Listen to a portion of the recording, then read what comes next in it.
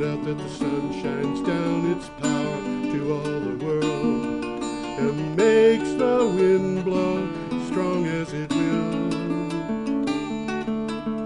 I want to hope gentle rains can fall upon the land, so lovely earth can stay lovely still.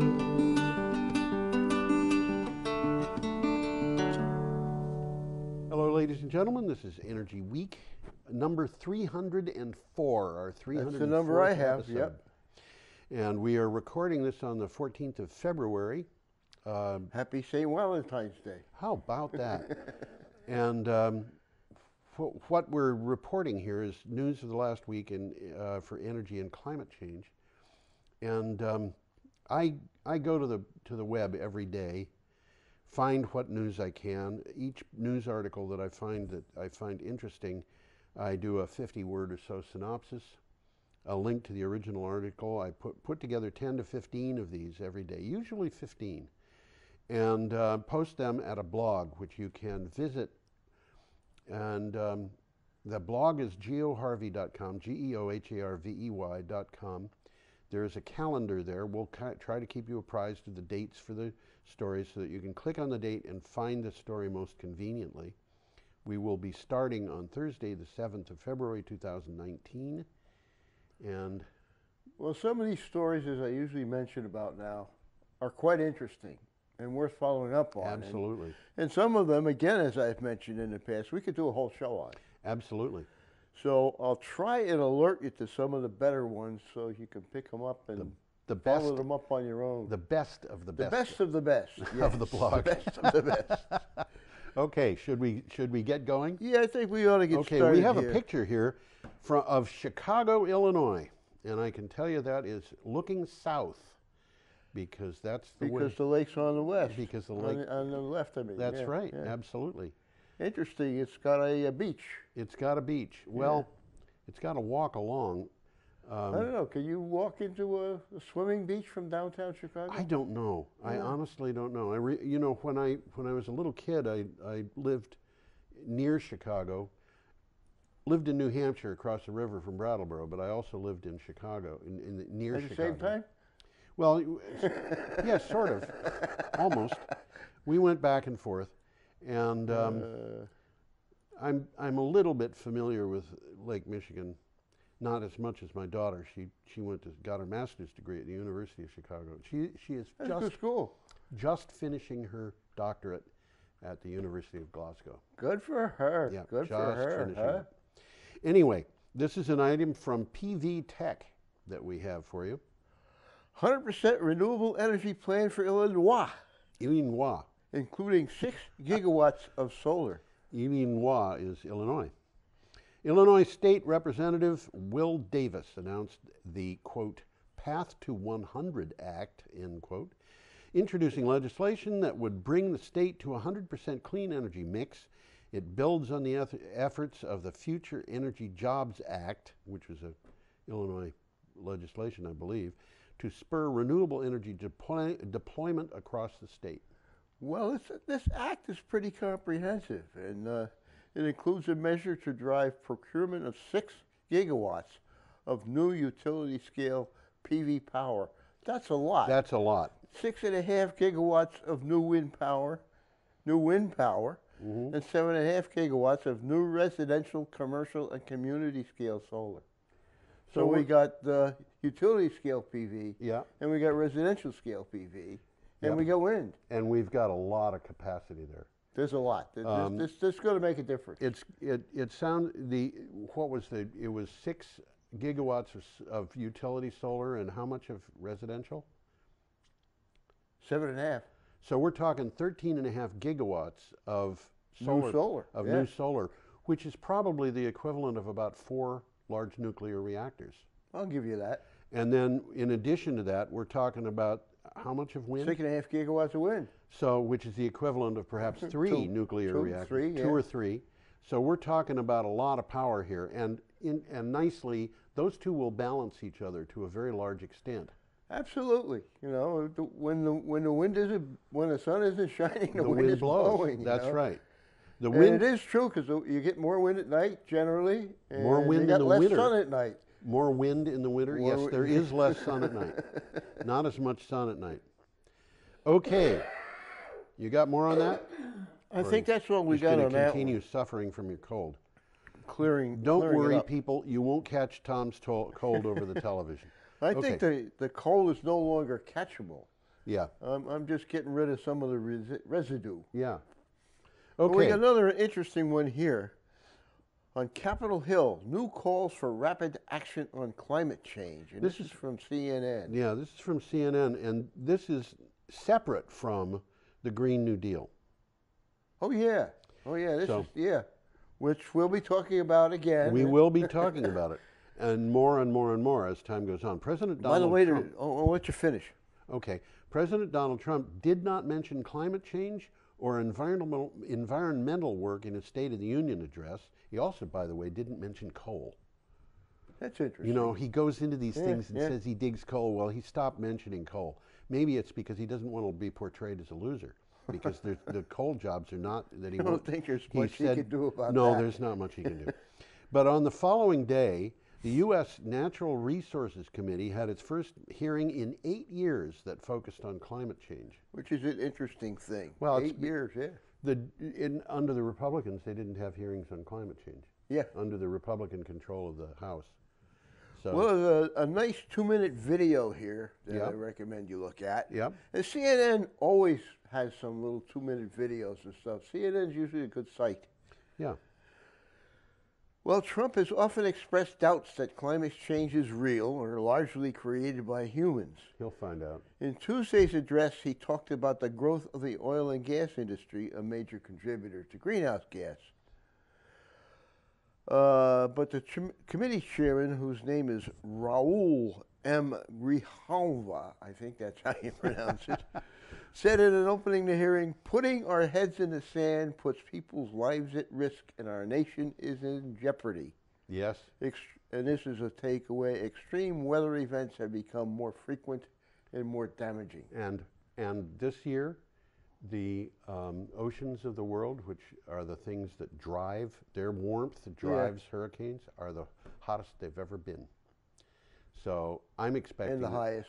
Yeah, I'm expecting that unless we have winds that discourage hurricanes, because certain wind shear, for example, makes it hard for hurricanes to develop. Unless we have that, we're going to have a really super hurricane season, and we may have one even with otherwise bad meteorological conditions. Anyway, that was from CNN. Well, we got a picture coming up. We do indeed. We go from one skyline to another. This one is That's a kinda skyline. nice. Yeah, it is. It's kind of nice. Sydney Harbor, and that's Sydney in Australia. And this is from ABC News, which is the Australian Broadcast Company news. Yeah, not the American Broadcasting Company. Still, it's a good site. It is. Well, it's probably their nationwide, their national Yeah, it top is. site. Yeah. So, UN warns world on track to breach a 3-degree sea rise by 2100.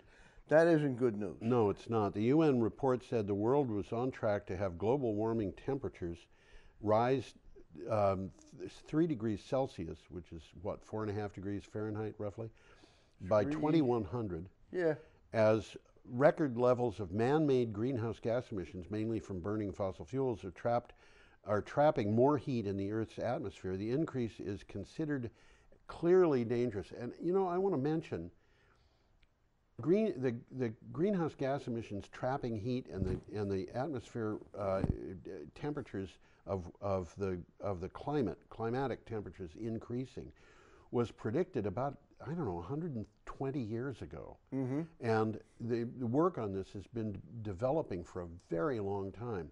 Mm-hmm. So this is not this is not something that some socialist made up in order to trap the United States into. You mean it's not a hoax? I don't think this is a hoax, no. I think there is a hoax, but the existence... It's in the White House. It's in the White House, I'm afraid, yes. Okay. Well, there's a couple of quick takeaways here. We've Yep. mentioned this one before, and I'll mention it again. 20 of the past 22 years have been the hottest on record. Yes. 2018 was the 4th warmest year ever, behind 2016, 2015, and 2017. Something's happening, guys. Yeah.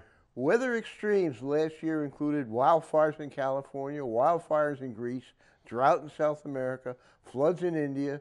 Queensland and Tasmania are threatened by floods and bushfires, not in the same places. There was a flood in Queensland, which had been in a terrible drought only a few months ago. Yeah. And a river that is normally pencil thin is now 37 miles across. Well, the impacts are already being felt. Yeah. Coastal flooding, heat waves, intense precipitation. And this is a bad takeaway. The Himalayas could lose 2/3 of its glaciers if its temperatures rose by 2 degrees C by 2100. And we're on that path right now. We're on a worse path than that. And the Himalayas, the rivers in the Himalayas, feed something like a quarter of the world's population. Yeah. They provide water for the Ganges comes from there. billions of people. All over Southeast Asia, Yeah. the water comes from the Himalayas. Yeah. By the way, my brother invented a filter Yeah. that the nation of Bangladesh tested, and they've got terrible problems in Bangladesh because about 1/3 of the well water is laced with arsenic, and people are dying because of that. And the alternative, The whole country's a swamp anyhow. and the Ganges River is the worst polluted in the world. Yeah. And it's mainly polluted by bacteria. Anyway, the filter is something that could be made by any village potter for about $3 and will last until somebody breaks it. You can backflush it and reuse it. And they put water from the Ganges River in there, and when the water came through the filter, they were unable to find living bacteria in it. No kidding. Yeah. Wow. It had a bacteria count. Now that sounds like something Zero. significant. Well, it is, but it's one of those things. He has international patents on it, but how do you enforce a patent when the infringer might be a village potter who's? How do you enforce a patent when the infringer might be a billionaire? Yeah, well, it's easier to enforce it against a billionaire. Yeah, but you could try anyhow. But if you're going to go after a village potter, you're going to have to go after basically all of them. Anyway. By the way, if you care to look this one up, there's a heck of a nice picture of the Himalayas and its rivers and its glaciers, and you can see what's going on. Yes. Yes. Okay, we're up to Friday, February 8th, and we have an item here from CNN. And this is the first. Today we're going to talk about the Green New Deal. And you'll be hearing us and others talking about it. Yep. Ocasio-Cortez and Markey unveil Green New Deal resolution. Two Democrats, Representative Alexandria Ocasio-Cortez of New York and Senator Edward Markey of Massachusetts, unveiled their Green New Deal resolution, which outlines the definition of the massive piece of legislation they hope will tackle issues related to the United States' role in climate change. And I have the stuff. You can't go through the news these days without it coming across the Green New Deal. At least not relative. Well, it's to climate very change. newsworthy It right is, now. but there is an enormous amount of misinformation about this. Well, nobody knows really what it is yet. Well, they unveiled They're it. starting to tell us. But the thing is, this is not the resolution that was unveiled is not a recipe for success in climate change and other things. It's basically a plan to achieve that recipe. Exactly. It's a resolution saying we're going to plan to do this. Yeah, basically, yeah. And so if somebody tells you that it's way off the money, it's way off the mark, it's impossible to achieve, they're talking through their hats. Well, a lot of it's political talk. A lot of it is political talk, but I was surprised to read that there were Republicans who were supporting this. Well, there's a 3-minute video in this. It's called "A Revolution in the Way We Live," and it's worth watching. Yes. And now, Mitch McConnell is taking this to a vote in the Senate. Yeah. Because he wants to squelch it. He wants to squelch it, and he wants to expose all those people who are supporting it. But today, I was reading about a senator, a Republican senator, who I don't know if I should even name her because I only read the one report, and these reports are sometimes wrong. She'll be in our news if I come across confirmation of it. But she was supporting the resolution. She was, huh? Yeah, as a Republican. Well, we're going to be talking about Alexandria again. Yes. So there's a couple of things I'll mention about the key points Yes. of this Green New Deal Yeah. thus far, because it's Yes. always subject to change. Yeah. Achieve net zero greenhouse gas emissions. By 2030. Well, yeah, I mean, secure clean air, water, healthy food, and a sustainable environment. Yeah. Good high-paying jobs. 100% power from clean, renewable, and zero-emission sources. Mitigate and manage the long-term adverse health, economic, and other effects of pollution and climate change, which we're avoiding. Yes. You know, we're really not even mentioning that at all. And finally, restore and protect threatened, endangered, and fragile ecosystems. Yes. And part of the problem that we've got, I think, I just realized it's more than just money. This is a political thing. The people who have been supporting what they call a free market economy, which I don't like because I don't think what the economy they're supporting really is free. Well, of course it's not. It's free for me, Yeah. but not for thee. Yeah, right. The problem is that the free market economy that has been the product of the thinking of Ayn Rand and people like that does not have a way to support protecting the environment built into it. Not at all. So Not at all. if there's an environmental issue, then the free market somebody else economy deal has with it. failed. Yeah. And if people are dying because the free market economy is failing and they're dying needlessly, then the free market economy should be abolished. I don't like the idea of people dying for political reasons, but I'm afraid that's what's happening. We mentioned this was Alexandria Ocasio-Cortez. Yep. This is her big thing. And since we're going to talk about her again, why don't we see what she looks like? Well, okay. There she is. Well, she's Well, it's not me. She's not there yet, but she's coming. She's getting there. Here There we she go. is. I've always been a sucker for women with really dark eyes, but I don't know. Ocasio-Cortez's Green New Deal. What's in it? Well, we just told you what's in it. Yeah. Okay, so why don't you tell us what is in it? Why don't I read this? That's what I'm saying. Okay. While calling for an elimination of pollution and greenhouse gas emissions in agriculture, transportation, manufacturing, and construction, the resolution contains no mention of bans or regulation as other plans have described. Well, that's significant. It is. Instead, it focuses on a range of green investments.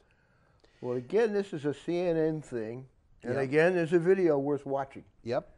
It's as a matter of fact, there's several videos worth watching, Yep.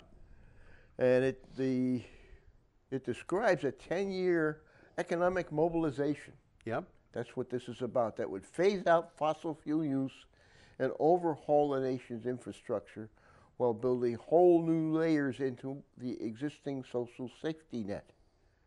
And we're talking massive public investment in wind and solar, zero-emission vehicles, high-speed rail, energy-efficient buildings, smart power grids. In other words, we're talking about employing a lot of people. No way you can do this without it. Yeah. Absolutely. And a number of people might lose their jobs, such as the people who mine coal. They might lose their jobs. Yeah, they might. They might. I was thinking about this. There's a picture that we're going to have on the show, as a matter of fact. Well, I'll mention it when we get there. When we but get it's there, about right? what can coal miners do? Okay, should we move on? Well, Or is a there takeaway more? from here, and this is a big bugaboo. The cost of all of this and where the money to pay for it all will come from remains unclear. However, I read a very interesting article about the cost of switching to 100% renewable, and the author of that article, which I think was in Forbes, I don't remember, said basically it will pay for itself. Well, I hope so. Yeah. I mean, I support the ideas. I think they're all pretty good ones. Yeah. Okay. We'll move a little closer to home here. Our next item is from Renewables Now. Vineyard Wind fails to qualify for bidding in a New England power auction. The federal energy... Just a matter of timing. Yeah, I think it is. The Federal Energy Regulatory Commission took no action on Vineyard Wind LLC's request for a waiver, an emergency motion to put off New England's annual power capacity auction. The developer has failed to qualify in time for the competition. They wanted to delay the competition so they could qualify so they could for bid. it. Yeah. This Which just means they're probably was a good idea. It would have saved somebody some money. yeah, but they're just going to have to wait for a later date. Yeah, they're still going to be generating the power. They're still going to be looking for markets. It's going to be cheaper than some power. Yep. It's going to displace some coal and some oil. Yep. So it will work.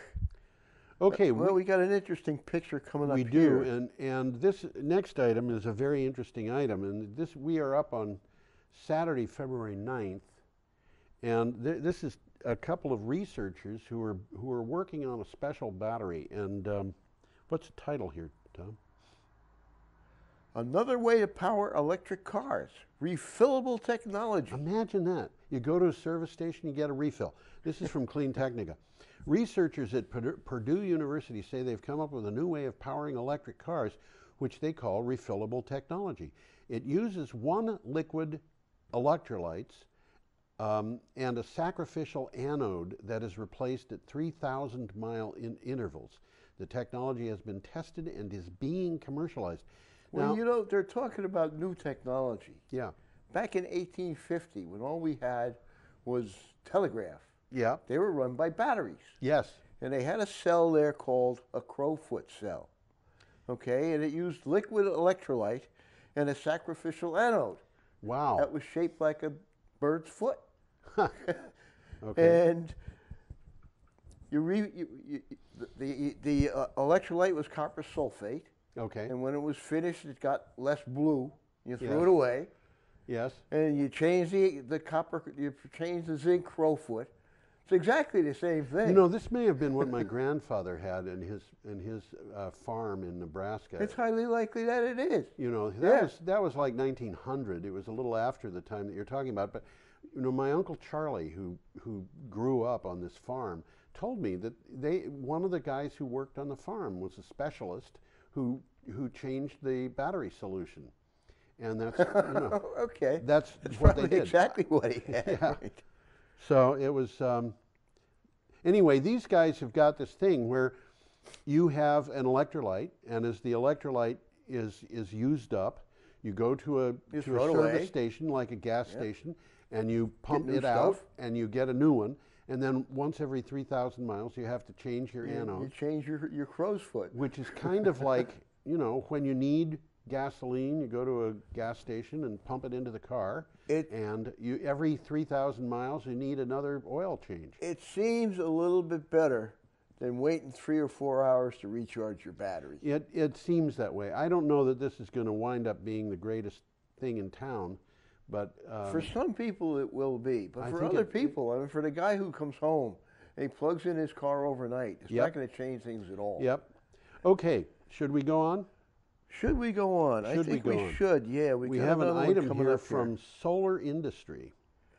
Sunrun wins milestone solar storage contract in ISO New England auction. I thought this was a really interesting article. Sunrun Incorporated has won a bid to deliver home solar and batteries as a source of energy capacity to grid operator ISO New England. It's certainly thinking out of left field. Wow.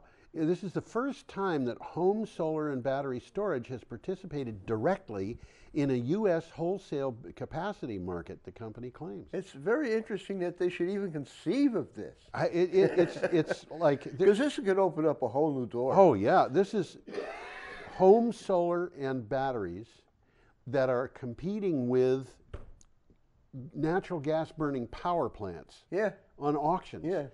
Well, what Sunrun is doing is they're packaging these. Yes. They're saying, you know, we got 50 of these things over here. Now they're in now they're in this auction. And this is what we can deliver. Yeah. Okay. You got any more on that, or? There's a little bit here. This Okay. signals a transformational shift. This came from it. Yeah. Away from the traditional centralized energy model toward a system powered by local clean energy. Yeah. So this is a step in the right direction. Yep. And it's only a start.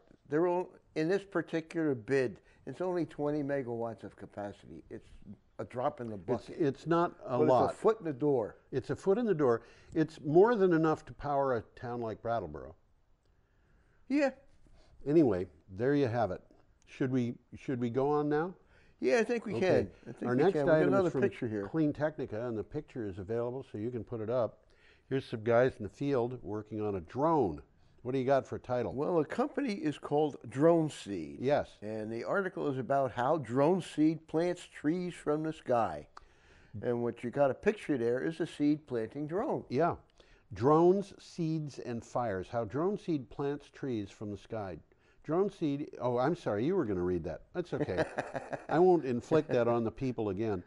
Drone Seed is on a mission to make reforestation scalable and is making progress on that goal. The company has signed a contract with the Nature Conservatory. Conservancy. Yep. Nature Conservancy, the world's largest land conservation organization. My tongue is tied. To work on rangeland restoration. Well, if you've got the time, look this one up. It's a long article, but Yeah. it's very interesting. It is. Trees and revegetation are the most effective method we have to resequester carbon. Right. Okay, we can achieve up to a quarter of the global emissions reductions called for in a Paris Agreement by planting trees. Yeah. Duh! Yeah, right. That's according to the Nature Conservancy. Yep. But, and here's the rub, manually planting trees is labor intensive Is it ever? and difficult to implement to replant in post-fire environments. Yes. So the problem is the best tree planters can only plant 2 acres a day. Wow. That sounds And like you got a hard work. forest fire, it's going to take you a long time to replant. So this is an attempt to overcome that. Right. And of course they can plant things in addition to the tree seeds. They can plant ground cover of various kinds. Well, they certainly could. I mean, what they're doing here is they're not planting seedlings. Yes. They're planting these little packets of seeds and nourishment already ready for the seed to take root and go. Wow. You know, so they're thinking about this. Yeah. So it's an interesting thing, and let's hope it works. Yep. We're up to Sunday, February 10th. Already? Already. Electric airplane maker Pipistrel, which Yes. is from Slovenia, by the way. What? It's from Slovenia. Okay. Whoever heard of Slovenia? I have. Pipistrel teams up with Honeywell to give us an autonomous eVTOL. Yep. Electrical vertical takeoff and landing. And there's a picture of one of them. Well, that's the next one coming up, I guess. Picture? No, the picture is on with the next article. Honeywell says it signed a memorandum of understanding with Pipistrel, and the companies will together develop urban air mobility solutions. They will combine their resources to develop an autonomous Pipistrel eVTOL. You've already. I got a picture of it, but I don't think you do. I don't. Yeah, I think no. I just left it There in are here. and it there shouldn't. are interesting pictures. There's some of very this. interesting pictures in there. And it's not just this pair developing it. You know, there was an interesting picture of one that I think came from Rolls-Royce, which was an air taxi, as I recall. Well, I think Rolls-Royce is also trying to come up with the fastest VTOL. They might be. And it looks like a World War II fighter plane. Yeah, well. Anyway, is that all for that one? Well, I got a little bit of a takeaway here. Okay. You read Did you read about Honeywell signing a memorandum of understanding? Yes, I did. Okay, so the takeaway is here. Honeywell defines urban air mobility as on-demand and automated passenger or cargo carrying air transportation. Yeah. Think about that. That's Yeah. it. On demand. We're talking about delivery of goods and things people. and people.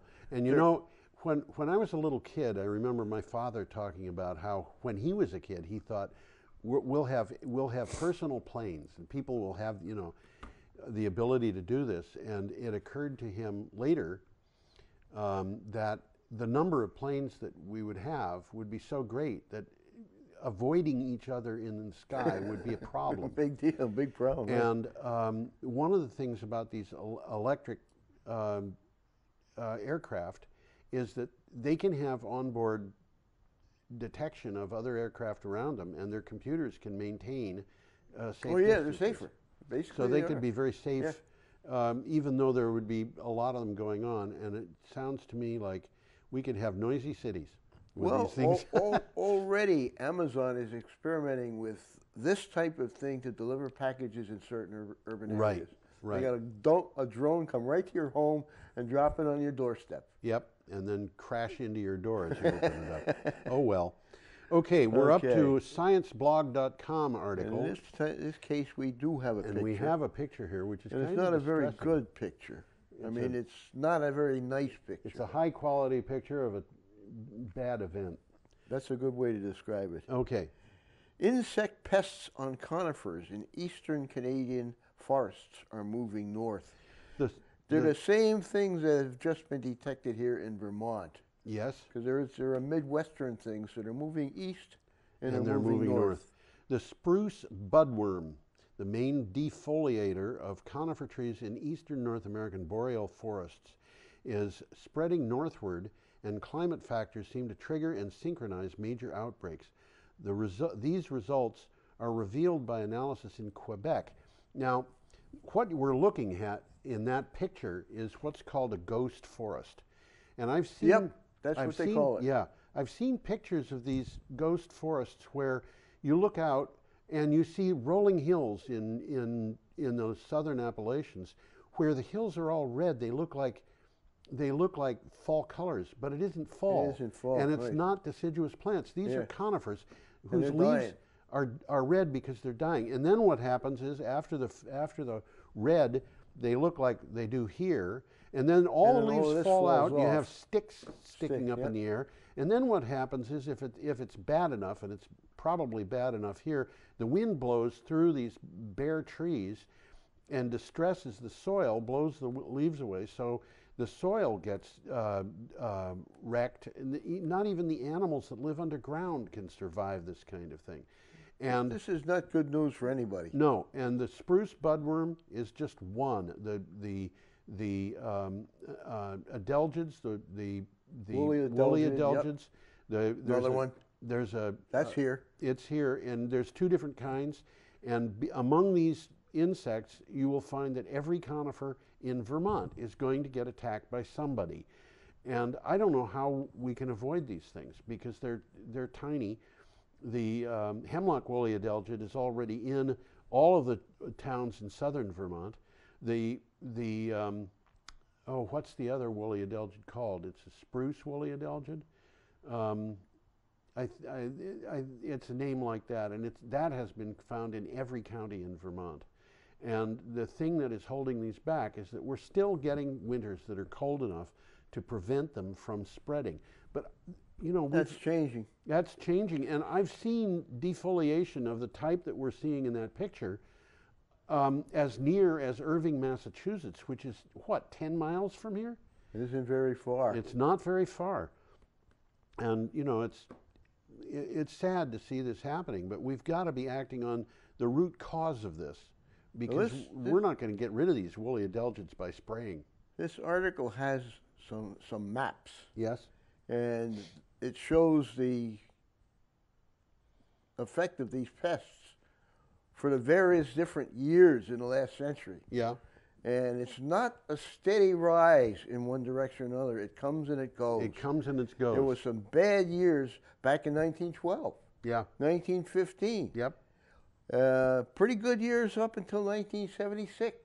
And then bad years. And then bad years. Yeah, and the forests recover. These are like the lynxes and the lemmings. Well, something else is going to grow there eventually. Yes, but eventually they don't kill off. This particular pest doesn't kill off all of the trees. It only kills off. It picks a certain group of them. It picks the weakest trees to start, and then it moves from those to the trees that are nearby. But if you have a very healthy stand of trees, they will repel these things, and so the populations of them crash after they're done. In Quebec, they're mostly spruces that are dying. Yeah. Should we move on? Yeah, we got another one. This is an interesting one. This Again, eVTOLs. Yep, this is from Clean Technica. What do you got for title? eVTOL aircraft are getting closer to flying you than you can imagine. Yeah, we are witnessing one of the most incredible moments in the history of transportation as we move away from fossil fuels to electricity, increasing our freedom to innovate for greater mobility. Air taxis are being tested now. This is where the picture of the Rolls-Royce air taxi was, and the eVTOLs are coming to market. They're actually starting to appear. They're being tested now, and they're coming to market, and you can even buy one. Yeah, they're on the market now. You can buy them. Okay, we should move on. There's a lot of pictures in this article. There's a lot of pictures in this pictures of airplanes. This is a good article to look up. Yeah, this is a good one. I had a hard time picking the picture I wanted to use for the blog. Okay, we're up to Monday, February 11th, and we have a picture here of a coal loader. Got another picture here. Which is, yeah, okay. Energy from coal to shrink at 1.25 gigawatts every year, according to S&P Global. This is from etenergyworld.com. Energy from coal will shrink at 1.25 gigawatts every year as solar would continue to expand with a deployment forecast of 20 gigawatts per year, according to the International Energy Agency's Sustainable Development Scenario. S&P Global Platts and Analytics said in a recent report. And you know what? I don't believe coal capacity is going to shrink by 1.25 gigawatts in the slightest. I don't believe that. I think it's going to go far faster than that. Far, far faster. Well, it's economics now. It's economics. It started out as being green, but now it's economics.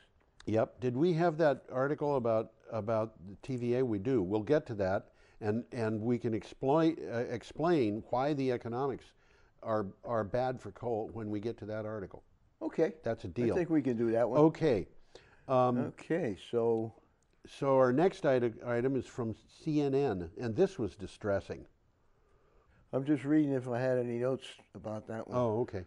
Only 4 gigawatts of coal capacity worldwide, global, has been added in 2018. Yeah. That's global. Global, 4 gigawatts. That's the equivalent of 4 large. And a lot of that stuff's been in line for a long time. Oh, yeah, absolutely. And we've only got 17 megawatts in the United States that's under development. I don't think that's ever going to be developed. Okay.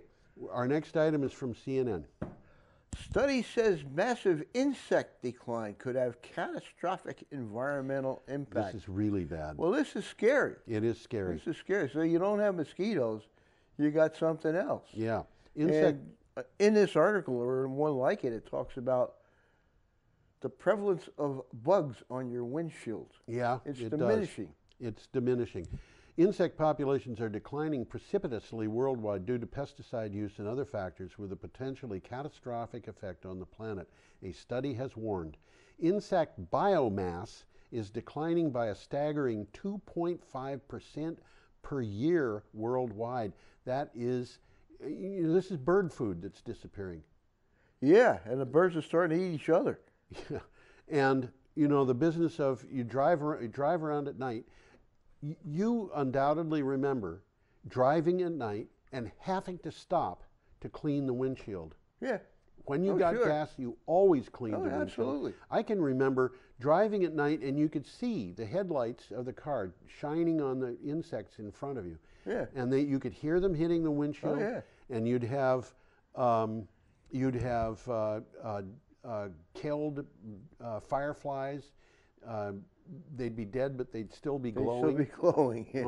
on the windshield, and that's all gone. And there are people who say, well, that's probably a good thing. I'm sorry, that's bird food, and the birds. This is all part of this is our agriculture is supported. Everything's connected. Everything is connected, and when you have that kind of decline, sooner or later it's going to hit human beings. Well, what's particularly intensively causing the insect decline is habitat loss. Yes. Okay. Conversion to intensive agriculture and urbanization. Yes. pollution from pesticides, and that's a biggie, Biggie. okay, and fertilizers, as Yep. well as biological factors such as pathogens and introduced species and climate change. Yeah, but you know, last summer Yeah. we had many more. The previous summer, I only saw 2 monarch butterflies. Now, it used to be that I'd see You see a lot of them. you'd see 2 monarch butterflies in any given morning at Yeah, least. Yeah. But 2 years ago, it was 2 only in the entire They're still year. around, but they're not as plentiful Well, as they used to last summer we had typically if we went out and watched, we'd see 1 in any given day. be. Yeah. We had a lot of butterflies last summer. We had a lot of bees last summer. We had a lot of other pollinators last summer, and I think a large part of the reason for that, you walk through Brattleboro, and in places where people have gardens, where they plant decorative plants, milkweed is growing. Yeah. That's And what these guys like. They like that, and other things are being planted specifically for the purpose of keeping these insects alive. So, yeah, Well, that's good. okay. You know, as a kid, milkweed was, that's milkweed. You got to pull it out of the ground. Oh, it was awful. And now, this is what these guys like. It You is. know what, monarchs Well, the let monarch milkweed grow. butterflies, that's all they. That's all they eat. Yeah. More than Okay. just like. We should move on though. Well, we got another picture coming We do, up here. and it's from Not a good picture. BBC, and we were talking about earlier about things that coal miners could do. Now, that is a mountaintop removal in a process of happening. Right, and if They just blew the top off they that blew the mountain. top off the mountain, and if you look all the way to the right of that picture, about a fifth of the way up from the bottom, The you body can see of water. No, you can see a very large piece of earth moving equipment. It's yellow there. I can't even see it. You can't?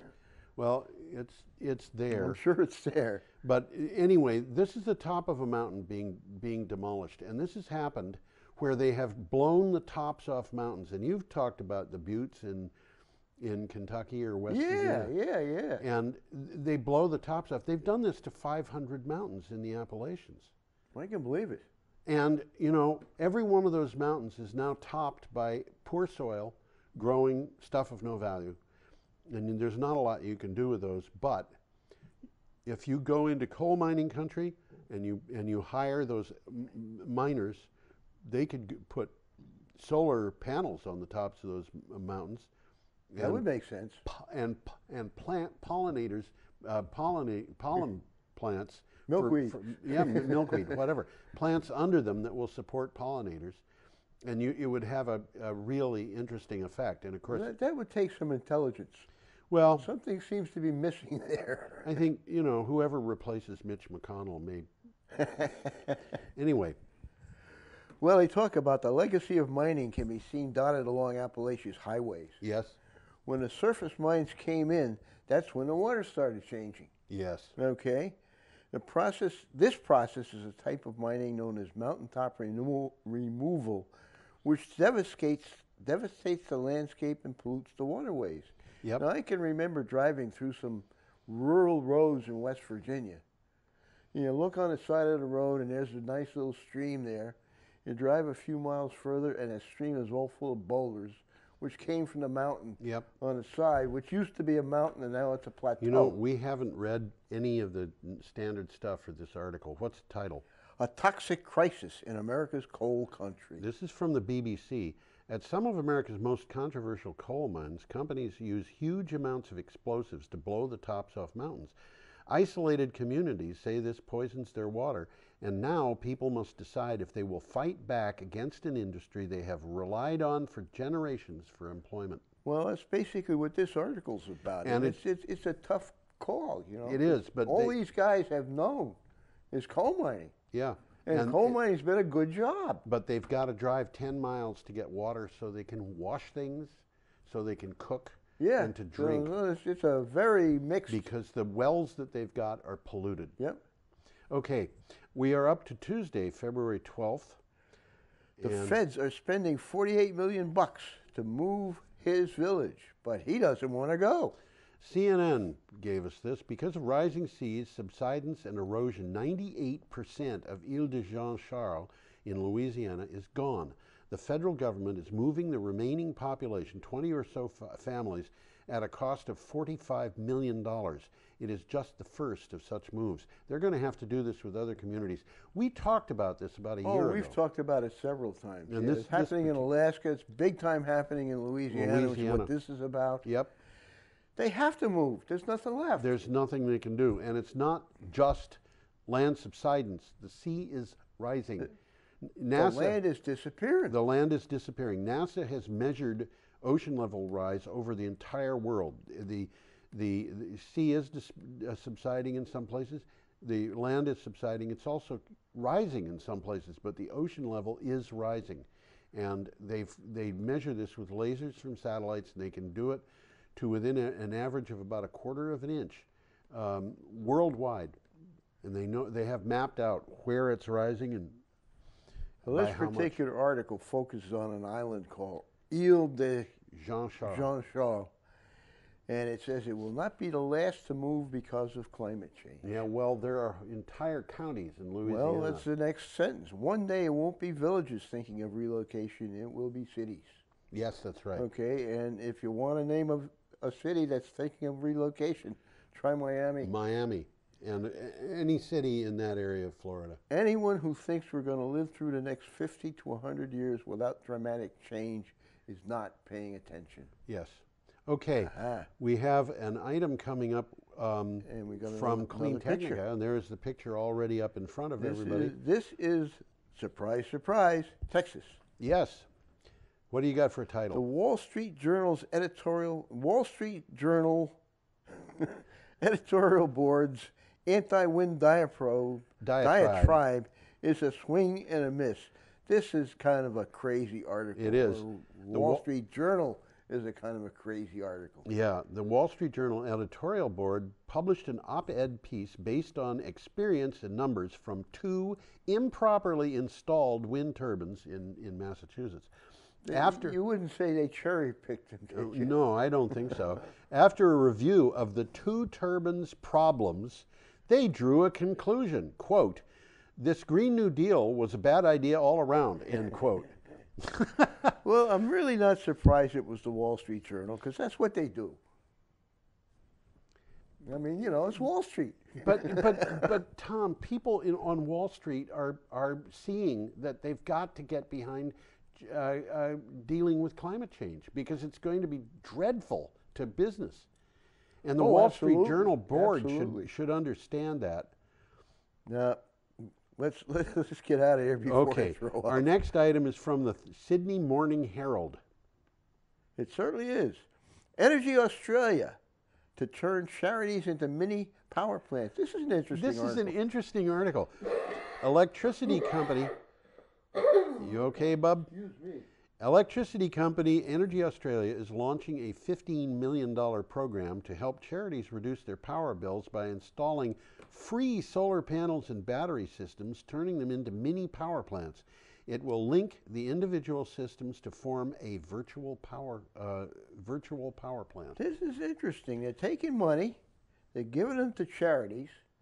The charities are building off-grid sources of energy and storage. Yep. And then these guys are putting them onto the grid. Yeah. And linking them together as a virtual power plant. Out of the box thinking for sure. Yes. Now, got more on that, or? Well, just a takeaway, the program will be funded through the sale of renewable energy certificates to other electricity retailers. So it's really not costing anybody anything. Yeah, it's saving people money. That's all it's doing. And we can do that. And not only that, but we can do it quickly. Okay, we're up to Wednesday, February 13th. We have a picture of a power plant here. And this is the Paradise Power Plant. Which in Kentucky. In Kentucky, and this is an item from Clean Technica. Well, there's a picture there of 3 power plants. And, well, we'll get to it. Yeah. TVA tells Trump and McConnell to take a hike. Donald Trump and Mitch McConnell both castigated the Tennessee Valley Authority for its move to close 2 coal-fired generating stations, but the TVA said retiring both plants in the next 3 to 5 years will, quote, facilitate TVA's statutory mission to provide reliable power at the lowest system cost, end quote. Economics. Economics. But the thing is, it's not just, it's two things that Trump and McConnell are saying we need, Yeah. which are reliable power at one, and at a low cost two. And, you know, who can argue with that? well, they're arguing that coal is the cheapest we've got. Coal is actually one of the most expensive now. Yeah, unfortunately. Unfortunately. And, you know. Well, it's interesting. I'll leave the picture up there because we're showing three power plants. Yes. The Paradise facility came online in 1970 with 3 coal-fired units. 2 of them were converted to natural gas in 2017. Yes. And the last one is the one we're talking about here. Right. It's being closed. Yeah.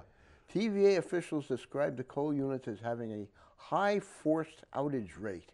I don't know what forced outage means. It means the weather shuts them down, or Weather something shuts like them that. down. You know, something shuts them down. It doesn't fit our current and likely future needs. Yeah. So Paradise 3 was a gigawatt. It was In a other good words, size one. They are unreliable. That's the bottom line here. And the problem is the thinking of the people who are wanting to require this is the wind doesn't always blow. Therefore, wind is unreliable. Well, the wind doesn't always blow if you're pointing at one turbine. Yeah. Or even possibly one entire wind farm. But if the wind is not blowing here, it's blowing there. So you know, they have to change their thinking about this. Well, TVA claims it had chosen the correct course based on business realities rather than ideological niceties. Yes. In other words, it's economics. It's economics. 17 gigawatts of U.S. coal were retired last year. Yes. Okay? It's happening, guys. It's happening. The coal is and it's disappearing. economics. And by the way, the projected new resources being added online in the next 2 years, only about 20% of them are natural gas and 0% are coal. Yeah. So, you know, 2018 was a big year for natural gas, but it ain't going to happen in the next 2 years. And in the meantime, Wright's Law tells us the cost of power from wind and solar is just going to go down. So natural gas is not, I don't see how. It's not the answer. No. Well, natural gas exploration recently has been very disappointing anyhow. Yes. They haven't been finding what they'd expect to find. Yes. Okay, we are up to an article from etenergyworld.com. This is an interesting article. 11 EU states already met 2020 renewable energy target, according to Eurostat. 11 of the European Union's 28 members have already achieved a 2020 goal of 20% more of power needs coming from renewable resources. The latest data released by Eurostat shows this. The 2020 target is a stepping stone to a goal of 32% in 2030. And, you know, surprisingly enough, the UK hasn't done it yet. No, they haven't. Renewables accounted for 8.5% of the energy mix in the EU in 2004, 17.5% in 2017. And it's a little bit more than that now. Yeah. The EU is on track to meet its 2020 renewable target, with 11 member states already above their national targets. It singles out Sweden, which had the highest share of renewable energy, with more than half its energy coming from renewable sources in 2017. Most of that, I think, is hydro. I think it is. The targets are part of the bloc's overall drive to reduce greenhouse gas emissions by at least 40% below 1990 levels by 2030, and in line with the Paris Agreement. Yeah. So, you know, they're doing the right thing. They're doing, yeah. And the UK has found that it's because of its approaches to renewable energy, the amount of wind power that's being installed has declined dramatically. Onshore wind power, not offshore, but onshore wind power. Why is that? They said that they didn't want wind farms to bid in power auctions, and that killed about a third of the I would say installations. there's something behind this. Well, Something's going on there. there's anti-wind stuff going on in the UK, and Yeah. now they're saying we've got a law that we have to meet this, and the law says that we, you know, that they have to have the well, they're still in the European Union, so As of today, as anyhow. of today, yeah. But they are giving consideration to changing their rules so that in order to get more onshore wind power. That would help them, I think. Yeah. I think it's, Okay. yeah. Well, this is the last item we got. It's kind of a cute item. It's an my interesting favorite for article. the week. Yeah, Why don't you let's put the get picture that up? picture up there. That sign with that little girl, by the way, says "School Strike for Climate" in Swedish. I can see that. I mean, I can, because the J is pronounced as an I. That's so right. School strike for For climate. Yeah, there it Okay. is. And that is Greta Thunberg. Thunberg. Thunberg, The is it? TH Yeah, it's not is- Thunberg. it's That's not- the American yeah. way of saying it. Yeah. So how teenage girls defied skeptics to build a new global climate movement. And this little lady is influential. in this movement. Influential. Very I much gotta so, tell you, yeah. this is. It's a good article. It Very might be interesting hard article. for people to read the caption down in the lower left, but this is Greta Thunberg, world leader, and she was invited to Davos, Switzerland, to address I think it was a G20 meeting, where she went in and just laid it on the line. You guys are messing things up. She was telling. Well, we'll hit that, because Yeah. I'm going to read the next thing, and then you're going to read the next one. Okay. How teenage girls defied skeptics to build a new global climate movement. Greta Thunberg's climate activism got her invited from her native Sweden to Davos, Switzerland, where she excoriated a room full of executives, telling them they were to blame for the climate crisis. She is not alone. Young women are rising in many countries. Well, that's what she told them. I told them that they belong to that group of people who are most responsible. The future of humankind rests in their hands. Yeah? Okay, so the takeaway here is a growing ecosystem of student-led climate strikes are crisscrossing Europe and Australia, many of which are being conceived, organized, and executed by teenage girls, Yes. leading to a worldwide student strike on March 15th. And there's some impressive pictures in there Yes, there of are. some of these groups. Yeah. They're not screwing around. That's And- not 30, 40 people. Yeah. When they say 15,000, they mean 15,000. Yes, and one of the things that's interesting about this is they have met with a lot of opposition. A lot of people in news organizations and so forth have been almost baiting them to try to show that they are operating not on their own, but at the behest of some organization, Yeah, because they cannot imagine that anything effective could be done by anyone other than an adult male human being. That's just what the article says. And and there she is. You know, that is a person who was invited to address the United Nations. You know, I mean, this is a girl who's got a little bit of gumption. She takes off on Well, Friday. she does. I mean, read the article. There's a lot about her. She's A lot quite of an it is about interesting her. little lady. And she has proved to be a role model at the age of, what, 15? Something like that. Yeah. to girls in the Netherlands and girls in Australia. And these strikes are spreading, as the article said. Well, their goal is the campaigns hope to put climate change on the political agenda for the upcoming European Parliament. Yeah. And politicians are too concerned with hard or soft Brexit and are forgetting that the earth is dying. Yes. Okay. Well, I Politicians. think we have kind of come to the end here. We have come to the end. We've got our final know those thing that guys. says, have a perfectly lovely Energy Week. Hope you Good come night, back. guys.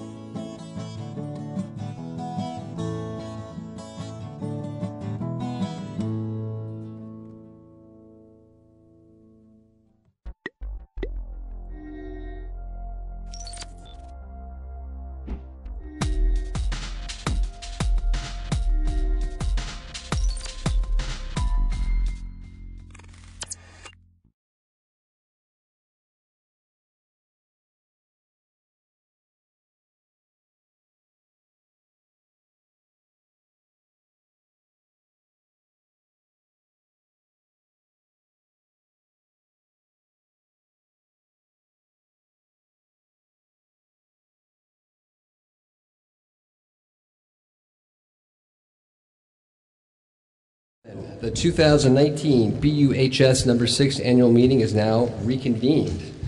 Please rise for the Pledge of Allegiance. I pledge allegiance to the flag of the United States of America and to the republic for which it stands, one nation, under God, indivisible, with liberty and justice for all. Thank you. Please be seated. The town clerks of their respective towns and/or their assistants will be appointed this evening as ballot tellers and vote counters for the meeting.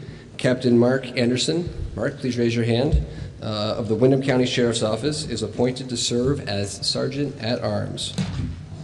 Now, by way of introductions tonight, I'd like to introduce Ricky Davidson, the chair of the Brattleboro Union High School Board, and he will introduce the board members. Mr. Davidson. Thank you. Thank you, Mr. Moderator. So starting on my far right is Rick Mills from Dummerston. And then coming this way is Sean Murphy from Guilford. And then Ian Torrey from Brattleboro, Katie Everest from Brattleboro, Ann Beekman from Putney, Russ Janis from Brattleboro, Bob Woodworth from Brattleboro, and I'm Ricky Davidson, also from Brattleboro. Thank you. Superintendent Lyle Holliday, would you please introduce the administration officials? Thank you. I'd like to introduce Windham Regional Career Center Director Raymond Dunn, Brattleboro Area Middle School Principal Keith Lyman, Brattleboro Union High School Principal Steve Perrin, Brattleboro Union High School Assistant Principal Mary Kaufman, and Brattleboro Union High School Assistant Principal Kate Margaitis. Also to my right is Business Manager Frank Rucker, and to my left is Barbara Nowakowski, Admin Assistant.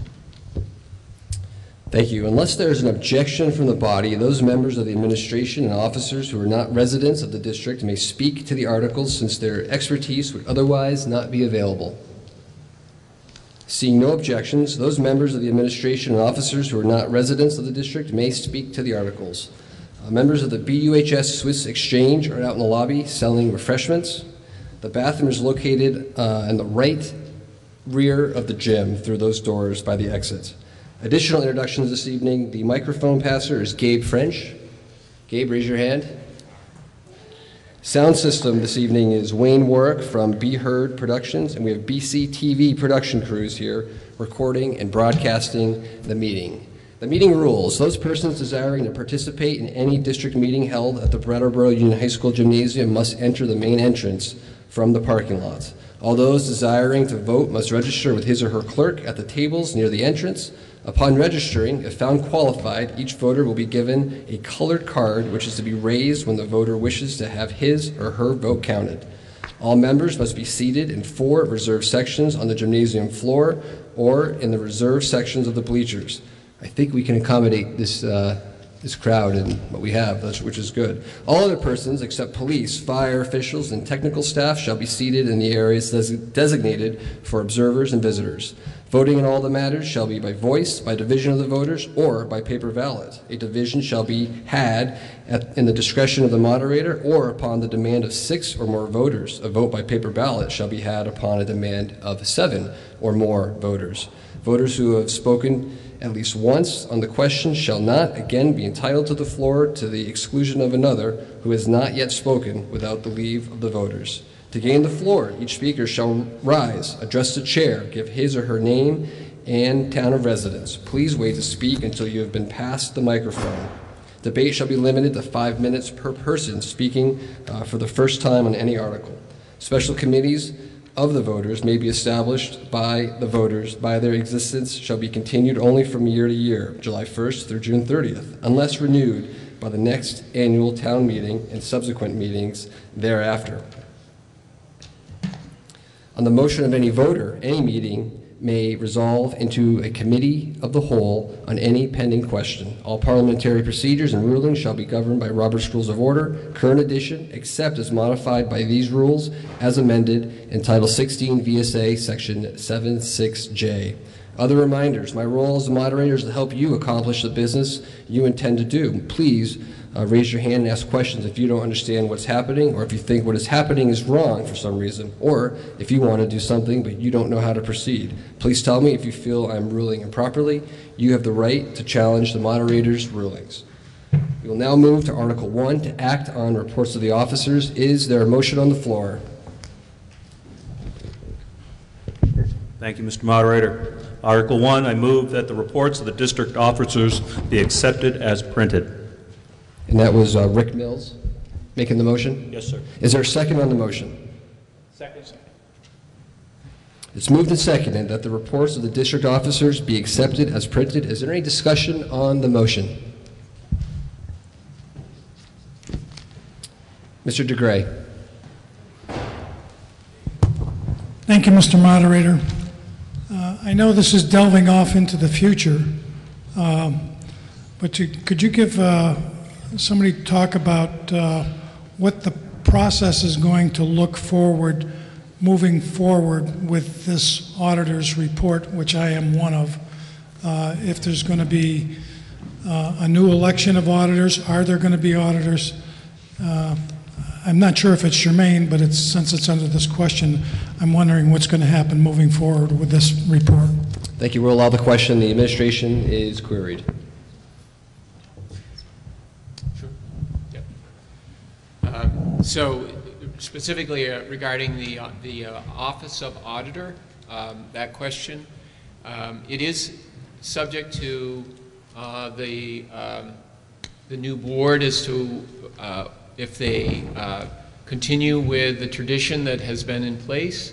The state law actually was changed a few years ago that indicates that if a school district engages a CPA every year, which it's now actually a state law for all districts, then the elected auditor position wasn't required. But there's certainly nothing that prevents that from occurring. Any further discussion on the motion? Are you ready to call the question? All those in favor, and the motion again has been moved and seconded that the reports of the district officers be accepted as printed. All those in favor, please say aye. Aye. Those opposed, nay. The ayes appear to have it. The ayes have it. You've passed Article 1.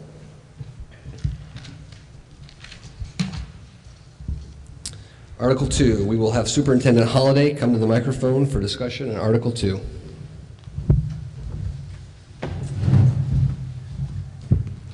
I'd like to call for nominations for the position of moderator to serve for a period of 1 year or until the district is dissolved, whichever comes first. Are there nominations? I nominate Stephen Brown as moderator for a period of 1 year or until the district is dissolved, whichever comes first. Do we have a second? Second. Thank you. Are there any other nominations?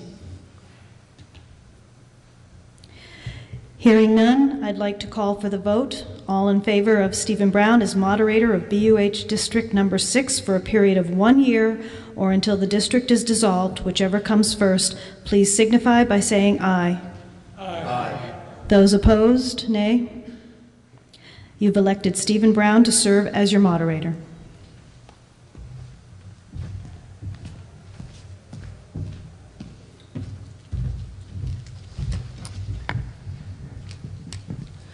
Thank you. Before we go to Article 3, I just wanted to publicly thank Tim Arsenal for the service he provided to this district over 19 years. I also want to thank him for the assistance he provided me in getting ready for tonight's meeting. I look forward to the opportunity to serving this board for however long it exists. Article 3. We'll now move to Article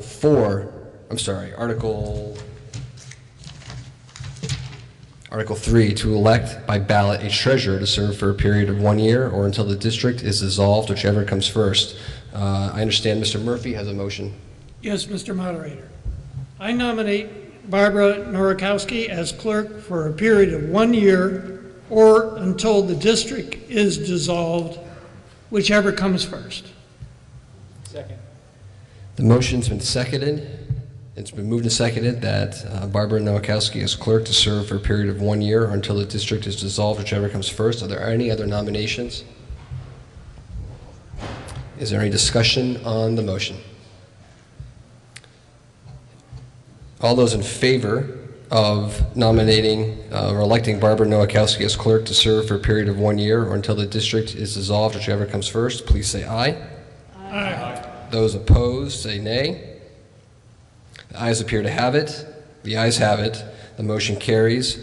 Barbara Nowakowski has been elected as clerk to serve for a period of 1 year or until the district is dissolved, whichever comes first. We'll move now to Article 4, to elect by ballot a treasurer to serve for a period of 1 year or until the district is dissolved, whichever comes first. I understand Mr. Janis has a motion. Yes, I do. I nominate Frank Rucker as treasurer to serve for a period of a year or until the district is dissolved, whichever comes first. Is there a second on the motion? Second. It's been moved and seconded to nominate Frank Rucker as treasurer to serve for a period of 1 year or until the district is dissolved, whichever comes first. Are there any other nominations? Is there any discussion on the motion? It's been moved and seconded to nominate Frank Rucker as treasurer to serve for a period of 1 year or until the district is dissolved, whichever comes first. All those in favor, please say aye. Aye. All those opposed, please say nay. The ayes appear to have it. The ayes have it. The motion carries. You've elected Frank Rucker as treasurer to serve for a period of 1 year or until the district is dissolved, whichever comes first. Article 5, to elect by ballot one auditor to serve for a period of 1 year or until the district is dissolved, whichever comes first. I understand Mr. Torrey has a motion. I nominate Stephen Lemke as auditor to serve for a period of 1 year or until the district is dissolved, whichever comes first. Is there a second on the motion? Second. It's been moved and seconded to nominate Stephen Lemke as auditor to serve for a period of 1 year or until the district is dissolved, whichever comes first. Is there any discussion on the motion? In fact, I should also ask, are there any other nominations? No discussion on the motion? Are you ready to call the question? All those in favor of electing Stephen Lemke as auditor to serve for a period of 1 year or until the district is dissolved, whichever comes first, please say aye. Aye. Those opposed, please say nay. The ayes appear to have it. The ayes have it. The motion carries. You've elected Stephen Lemke as auditor to serve for a period of 1 year or until the district is dissolved, whichever comes first. Article 6, to see what salaries Brattleboro Union High School District Number 6 will vote to pay its officers and directors. I understand Mr. Davidson has a motion. Yes, Mr. Moderator. I move that Brattleboro Union High School District Number 6 be authorized to issue vouchers for the payments of its officers and directors for the ensuing fiscal year in the following amounts. To its clerk, the sum of $200. To its directors, a sum of $2,000 each, except that the chairman shall be paid an additional $1,000 for a total of $17,200, and I'd like to speak to the question. Is there a second on the motion? Second. It's been moved and seconded that the Brattleboro Union High School District Number 6 be authorized to issue vouchers for the payment of its officers and directors for the ensuing fiscal year in the following amounts. To its clerk, the sum of $200. To its directors, the sum of $2,000 each, except that the chairman shall be paid an additional $1,000 for a total of $17,200. Mr. Davidson. Thank you, Mr. Moderator. I just wanted to be clear, if the district is dissolved on June 30th, as is potentially happening, this amount would be prorated. It would not be the entire year. It would be prorated for the 3 months in which the board members served till the end of June. And our quick math here was for $4,300 would be the total amount and the prorated amount if the board, when the board is dissolved. Any further discussion on the motion? Mr. DeGray.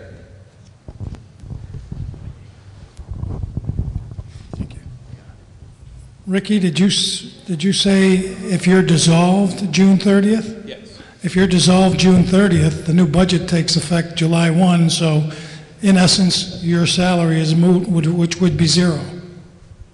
That is true, Mr. DeGray, but just there's been a lot of questions in the community, so I just wanted to be clear about the fact that everybody understands that this would be a prorated amount for the months until the end of June. Any further discussion on the motion? Are you ready to call the question? It's been moved and seconded that the Brattleboro Union High School District Number 6 be authorized to issue vouchers for the payment of its officers and directors for the ensuing fiscal year in the following amounts. To its clerk, the sum of $200. To its directors, the sum of $2,000 each, except that the chairman shall be paid an additional $1,000 for a total of $17,200. All those in favor of the motion, please say aye. Aye. Those opposed, please say nay. The ayes appear to have it. The ayes have it. You've passed Article 6.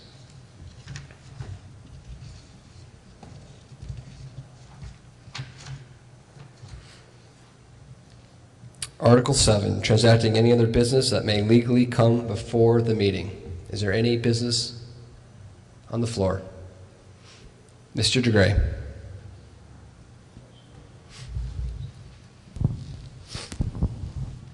I was actually away last week, but I did follow what happened up here at the high school, and I have real concerns about what happened and following up in what I've read in the paper.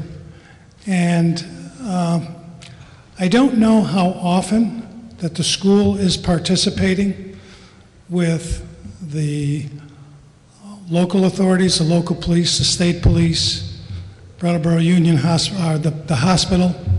I think the last time that I knew of there was a huge drill here, actually the kids were on vacation, and I think I was on the select board, and it might have been around 2009, 2010, so don't hold me to that date. And also there seem to have been a lot of questions raised in terms of notification.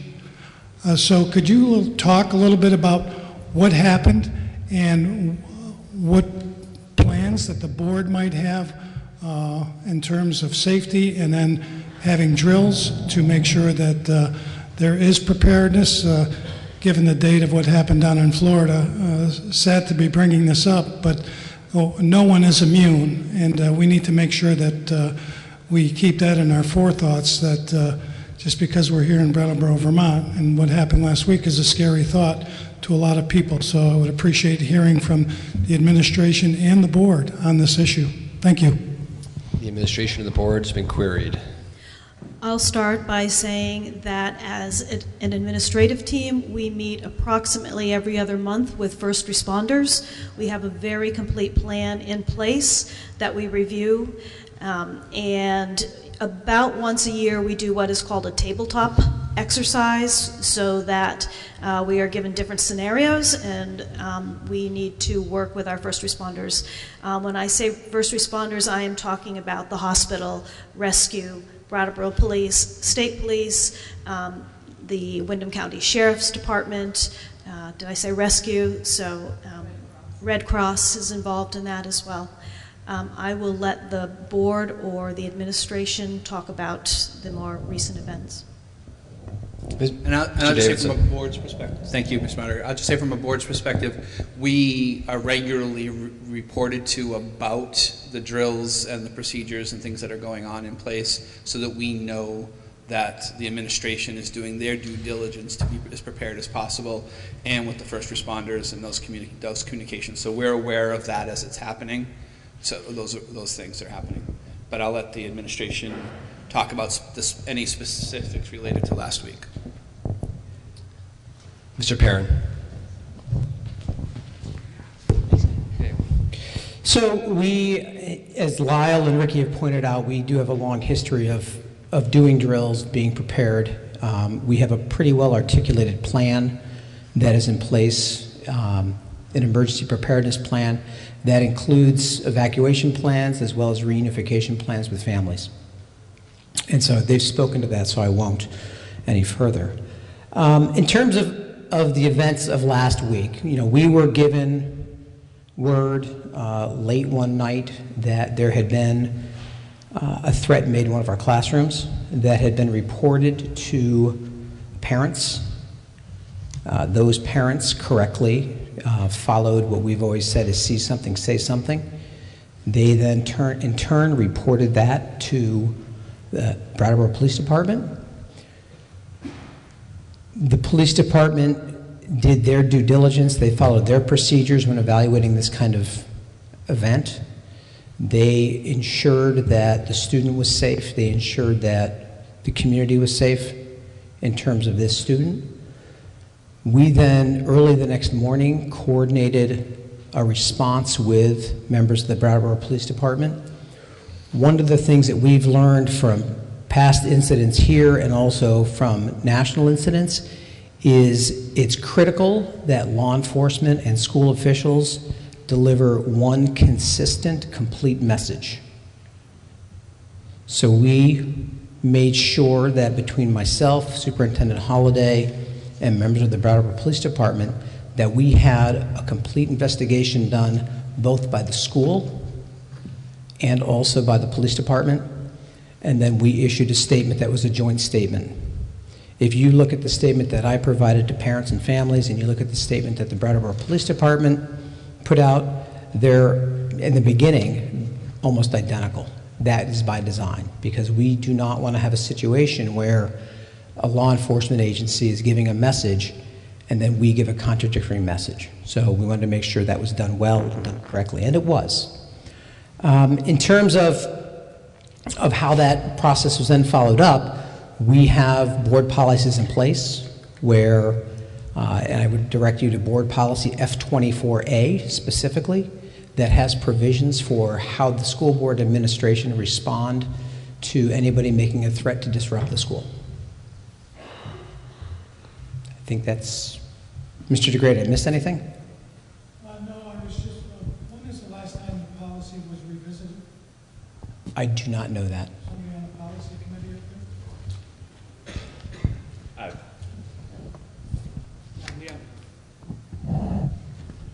I would, can I say one other thing? Mr. DeGray. Thank you, Mr. Moderator. Only because I don't see any other people jumping up. So I got here early so I could get a seat too. One thing I would say in commenting on the superintendent's comments, I think it's important to let the community know what you're doing here when you're just telling me all the activities that are going on in terms of preparedness and meetings. I think that's important to get out to the community, so not that you can ever feel safe, but it's nice to know that you are doing these things on a regular basis. And if you don't know them, then your people are going, I wonder what they're doing, I wonder what they're doing. So better promotion of what you're doing to provide a safe environment up here bodes well for you as an organization and obviously as a school board. Thank you. Thank you. Any response from the administration? Yes. We'll recognize, go ahead. We'll recognize you first, and All then right. we'll go. Thank you. We do have plans in place. We are pretty careful about giving out specifics to those plans because we don't want them used against us in any way. If people want to do harm, all they need to do is look specifically at what we're doing with our students, where they're going, where they're being relocated to, and that could cause additional harm. So I'm not sure. I do know that we have talked with the board in open session about drills and plans without giving specifics about what we're doing with our students during those drills. Mr. Torrey. I just wanted to speak briefly to the question of when policies were reviewed. It was definitely reviewed because we review our policies regularly, but without it in front of me, I can't give you an actual date. So the lack of a response should not be taken as an indication that it hasn't been reviewed, just that we don't have a date to give you. It wasn't within the last year, but within the last few. Mr. Perrin. Sure. I guess I do want to also know the terms of training and notification. We do. Thanks, Gabe.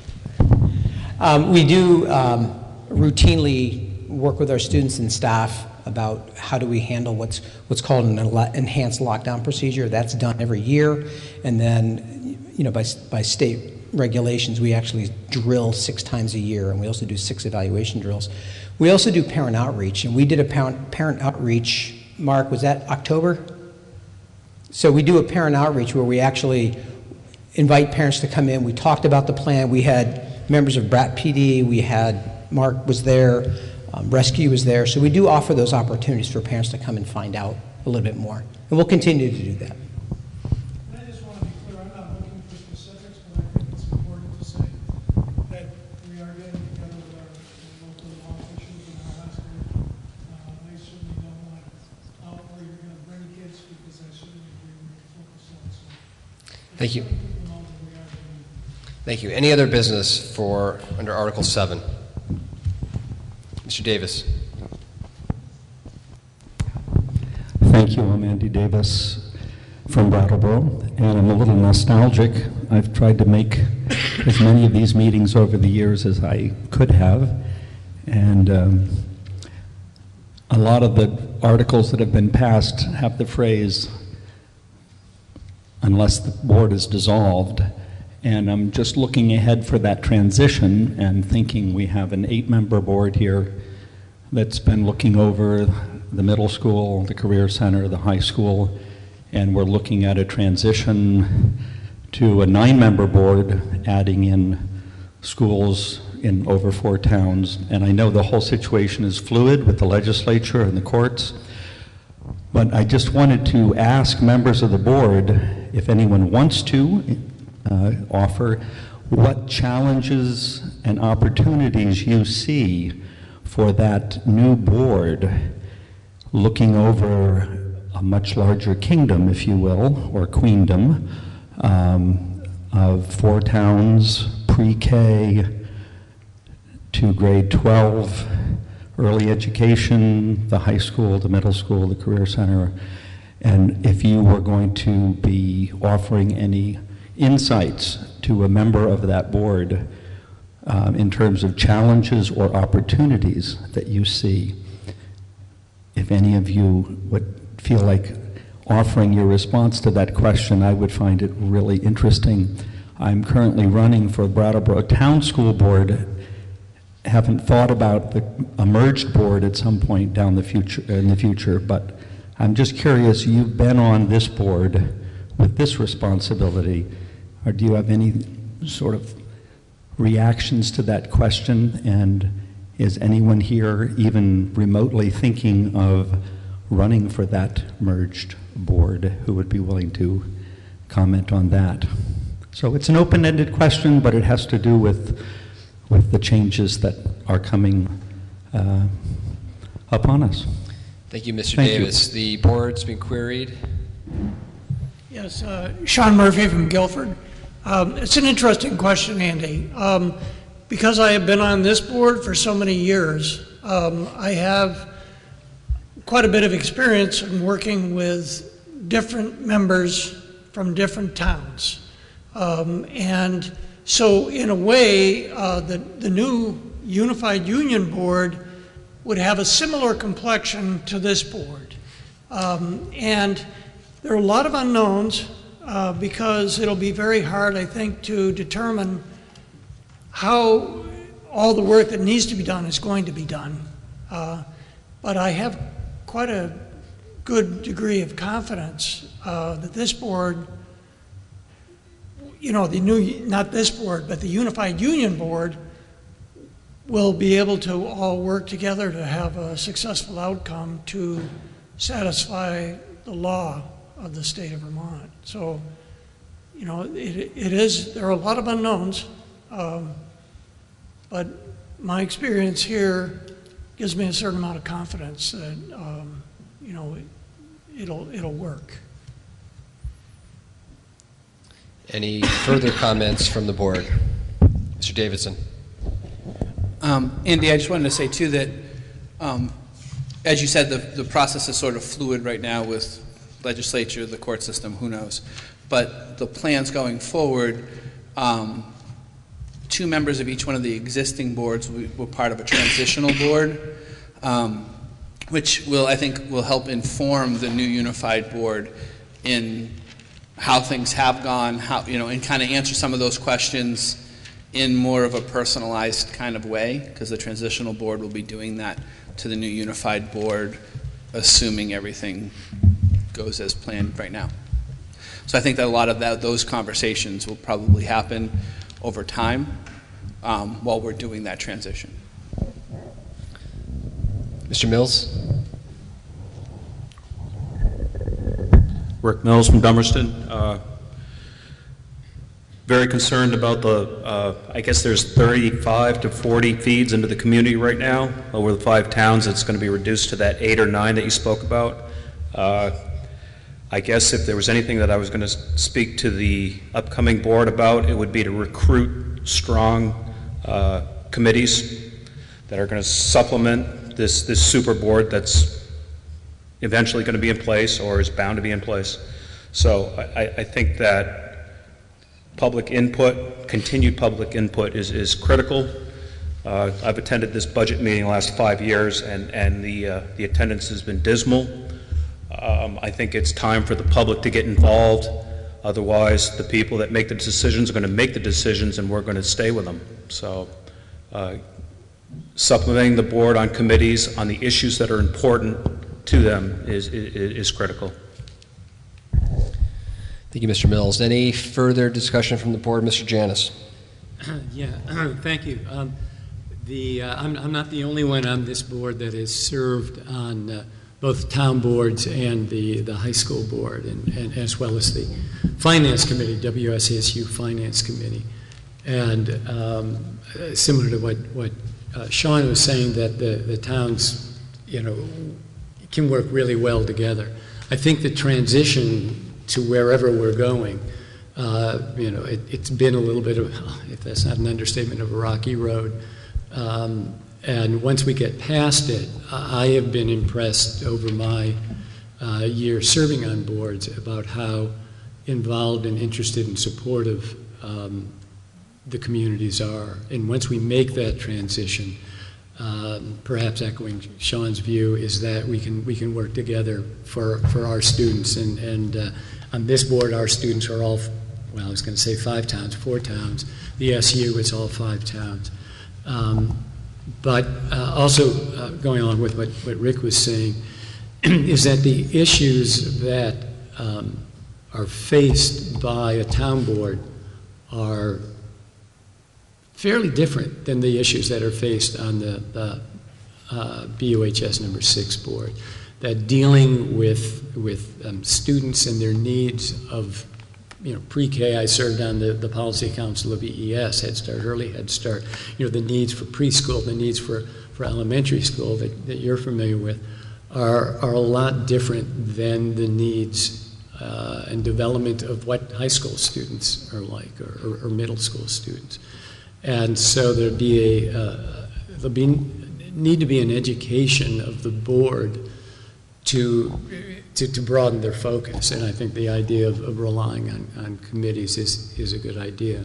So it's going to be a challenge, but I've got some basic optimism that once we get through it all, that we'll pull together and just deal with whatever is the structure that's imposed on us. And so people just need to be flexible, try to let bygones be bygones, and look forward to building a strong union. I mean, I've been impressed over the years at the supervisory union, at all the different levels of how functional we are.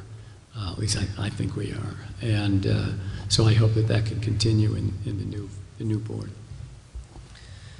Thank you, Mr. Janis. Any further comments from the board? Mr. Woodworth. Thank you, Mr. Moderator. Just very briefly, as someone who has been involved for, I guess, 15 years now and about ready to ride off into the sunset, I have a positive view. If this upcoming board works the way the high school board does, it'll be successful. And as others have stated, we have 5 towns where we never left a meeting in my 15 years where there was any animosity that Brattleboro was ganging up on the other towns or whatever. The other thing is we very effectively use committee system. most of our board meetings, and we can thank Ricky for part of it, are not long, drawn-out affairs. Work is done in committees.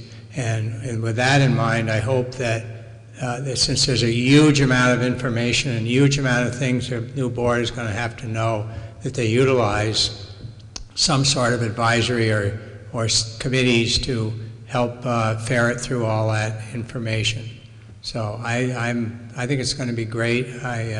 I trust I don't know exactly who's running, but I think there's some good folks that'll step up to the plate, and hope they're ready to work hard. Thank you, Mr. Woodworth. Any further comments from the board? Any further business under Article 7?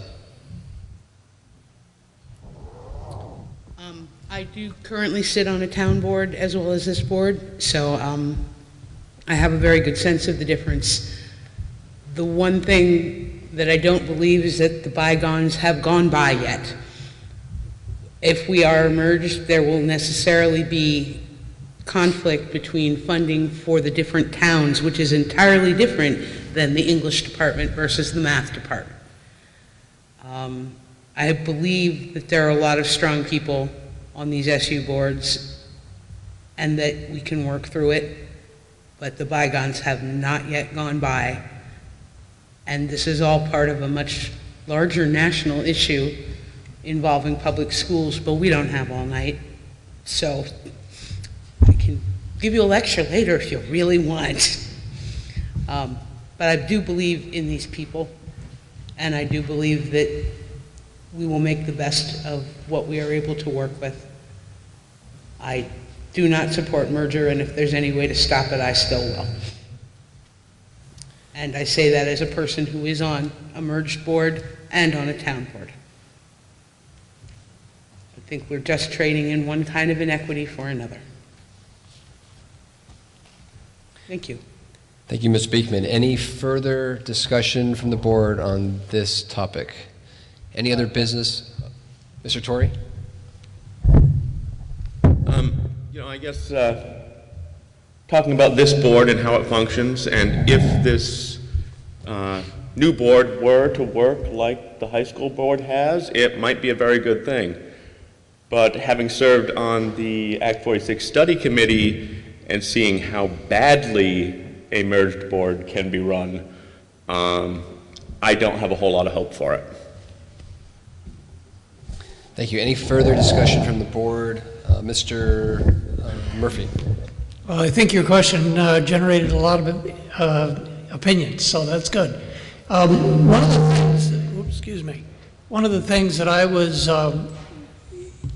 wonder about is parental involvement. At the high school, you don't have a tremendous amount of parental involvement directly to the board, and obviously in an elementary situation that the parents are very much involved. So I think giving a bigger voice to parents, having a really receptive board to parents and to younger students, I think is going to be extremely important and somewhat challenging because of the size of the board. But there have been discussions about how that would be ameliorated a little bit.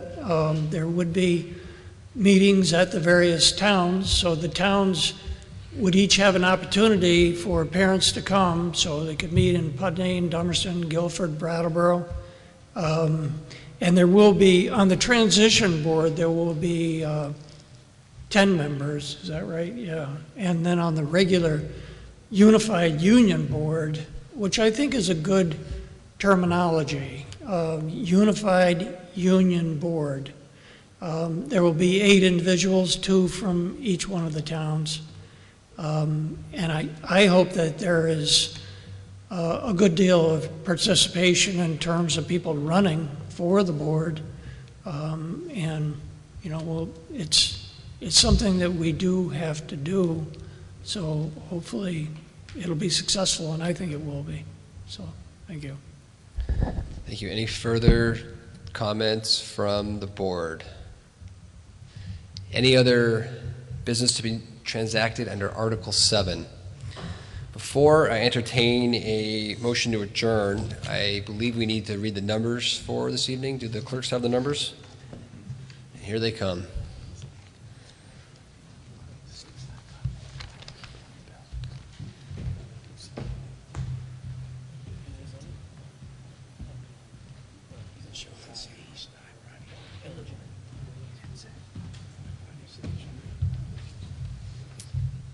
The reading of the numbers, here we go.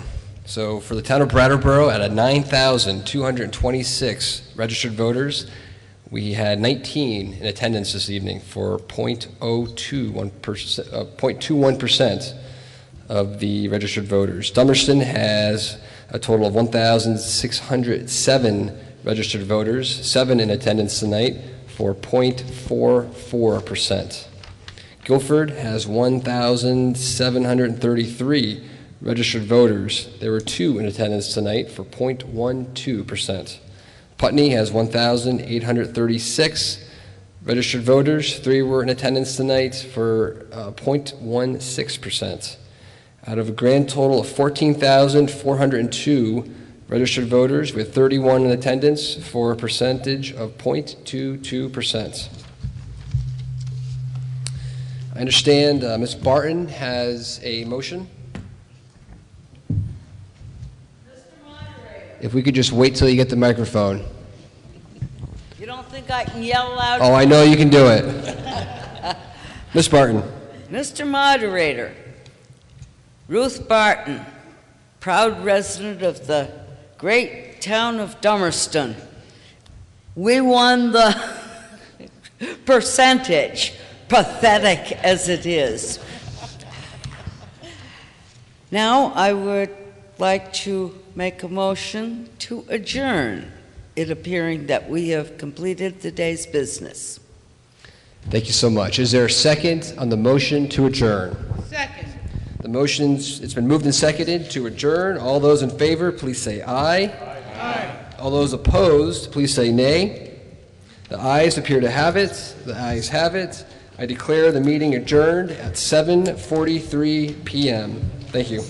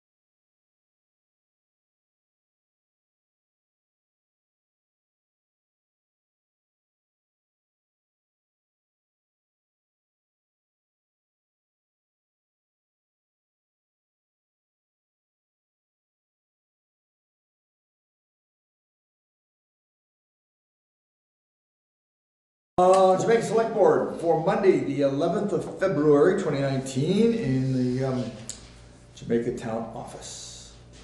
First order of business to call for any late additions to the agenda. I'd like to make a quick report of the Transportation Committee. Transportation Committee. Okay. Oops. Did you want me to talk about my conversation with Drew? I think everyone knows that he's going to be, I can say Drew Hazelton was going to be speaking at town meeting during the school board portion, so we decided not to invite him to the select board meeting until after town meeting on March 5th. Yeah, that was an email, wasn't it? Yeah, but I just letting the public know. That's good. Any other additions? I have two. I just, since I completed the agenda, two things have landed on my desk. There's an access permit we'll add to the excess weight permits under number 7. And then I just got a letter from a package of letters from the Vermont, it's called PODS. I'm trying to think of how to describe it without going into the whole thing. We'll chat. It's got to do with distribution, point of distribution for medications in times of emergencies. So I'll explain it to you at the end of the session. It's not complicated, it just takes me longer to explain it than it does to just do it. Okay. That arrived today, so I figured we'd cover tonight since we have a fairly light schedule. First order of business is the second, actually. Approve the minutes of the January 28th Select Board meeting. These are all sent out electronically, as well as I think you've got them in your books. Are there any corrections, additions, or deletions? I have a correction. You have a correction to our minutes? Well, I said it. Huh? Something I said. Something I said at the last meeting. Yeah. In the minutes, right. That's in the minutes. Right. Yeah, I'm struggling with the stupid, the rules about how we manage this sort of thing, whether or not we get corrections from the floor, we get corrections from the dais. Tell me what it is and I'll do it. Right, exactly. It says, Joel Blooming said, people need to send a letter to V-Trans and show our interest in having Bridge 32, the bridge to the state park, fixed. What I said was it was suggested that the select board send a letter. That's what I am asking, exactly what he said. Thank you. So Judy is recommending a change to that final paragraph. Did you get what it was, the change word? See, we can make it work out. We can work around these rules. Any other suggestions or changes? I'll have to get that later. I'll make the motion to approve the minutes with the noted changes. Thank you. Second. I got a second. Any further discussion? Hearing none, let's all vote. Aye. Aye. Aye. Any opposed? They are approved as submitted. Thank you. Thank you. Number 3, we approve the timesheets for the town offices, listers, highway, and transfer station. And number 4, we sign the select board orders. We do that at the end of the session to keep from boring audiences to death. Number 5, discuss and decide the possibility of voiding the tax sale of the coffee shop. Now, actually, we have the primary petitioner here.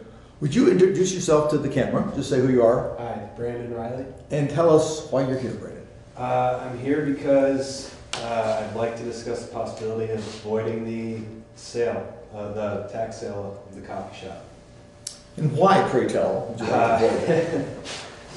Well, there's a IRS tax lien on it. I think it's for $130,000. I'm not 100% sure. Somewhere in that range, I think. And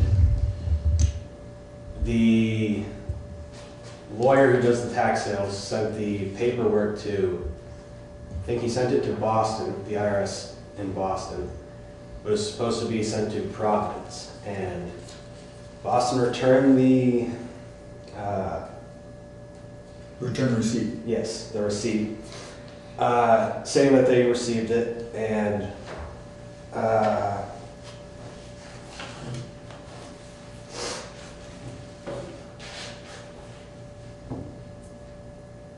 but when they're after the 365 days that the owner had to redeem it, all right.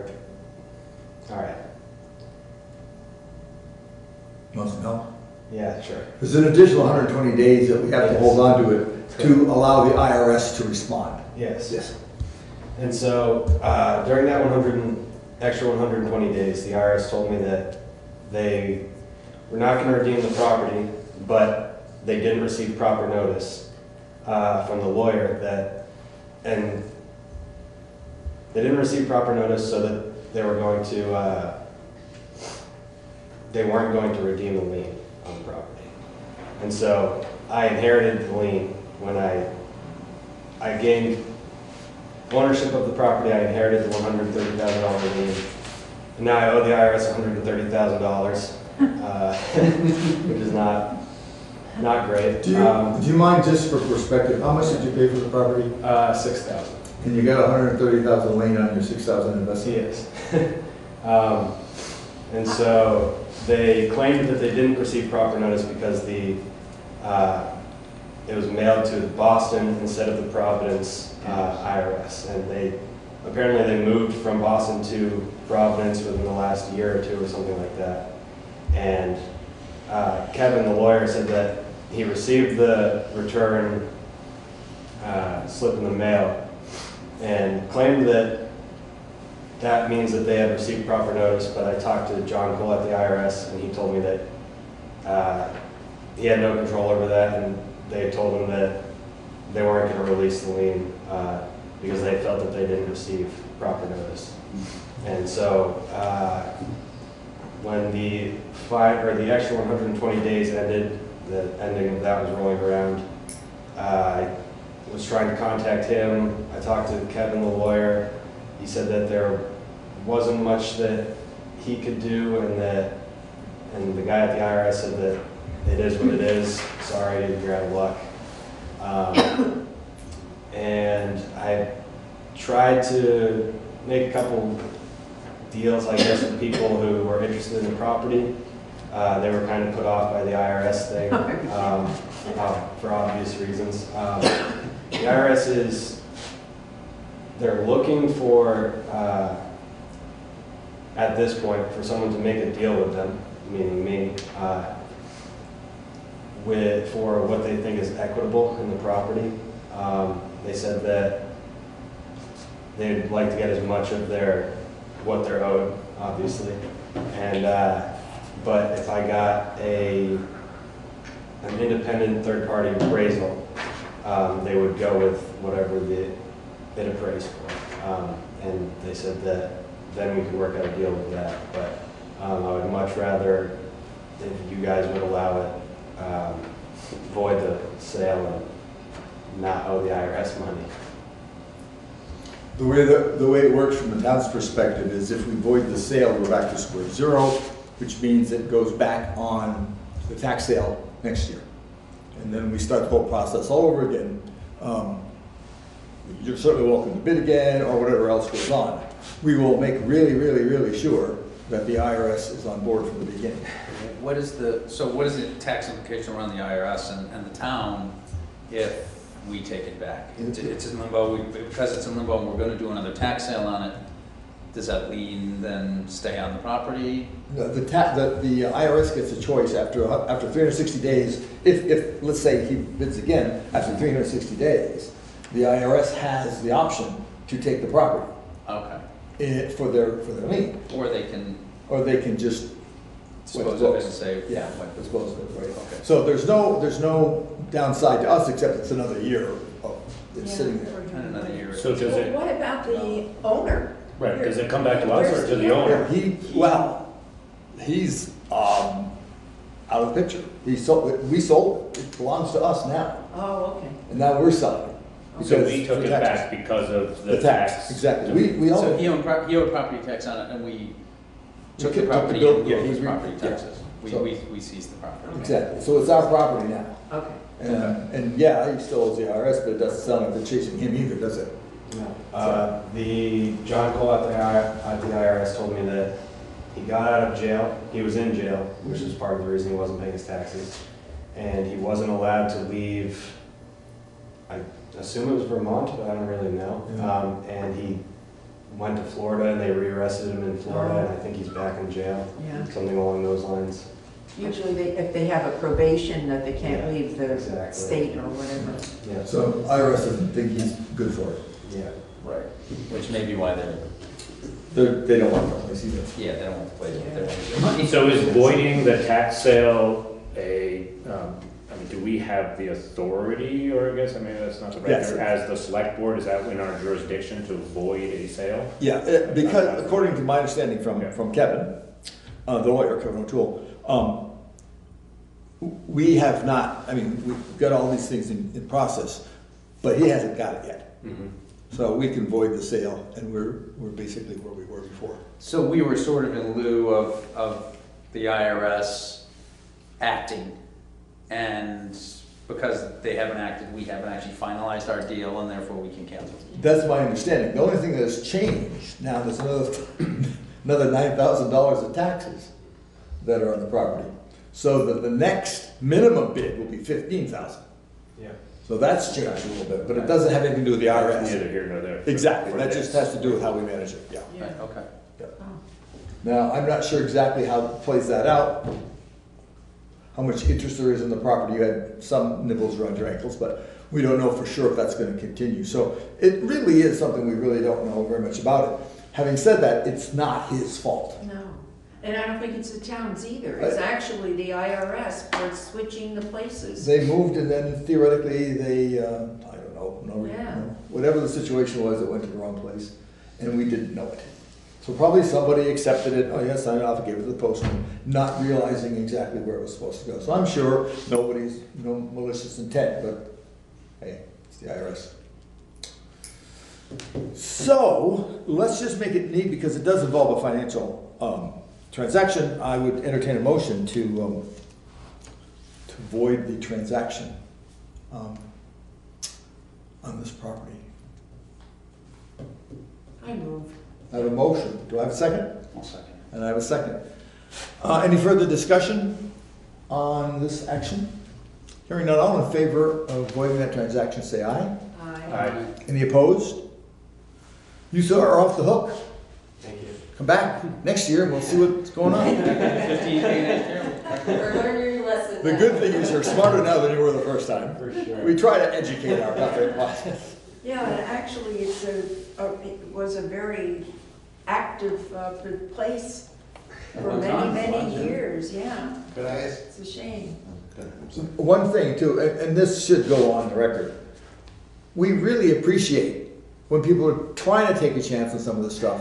I know you don't have any really solid locked in plans about what you're going to do with this, but at least you're trying to do something like this, and I, for one, applaud you for that. Thank you very much. The entire town thanks you for this, and so that's why there was no doubt that we're going to be a supporter of you.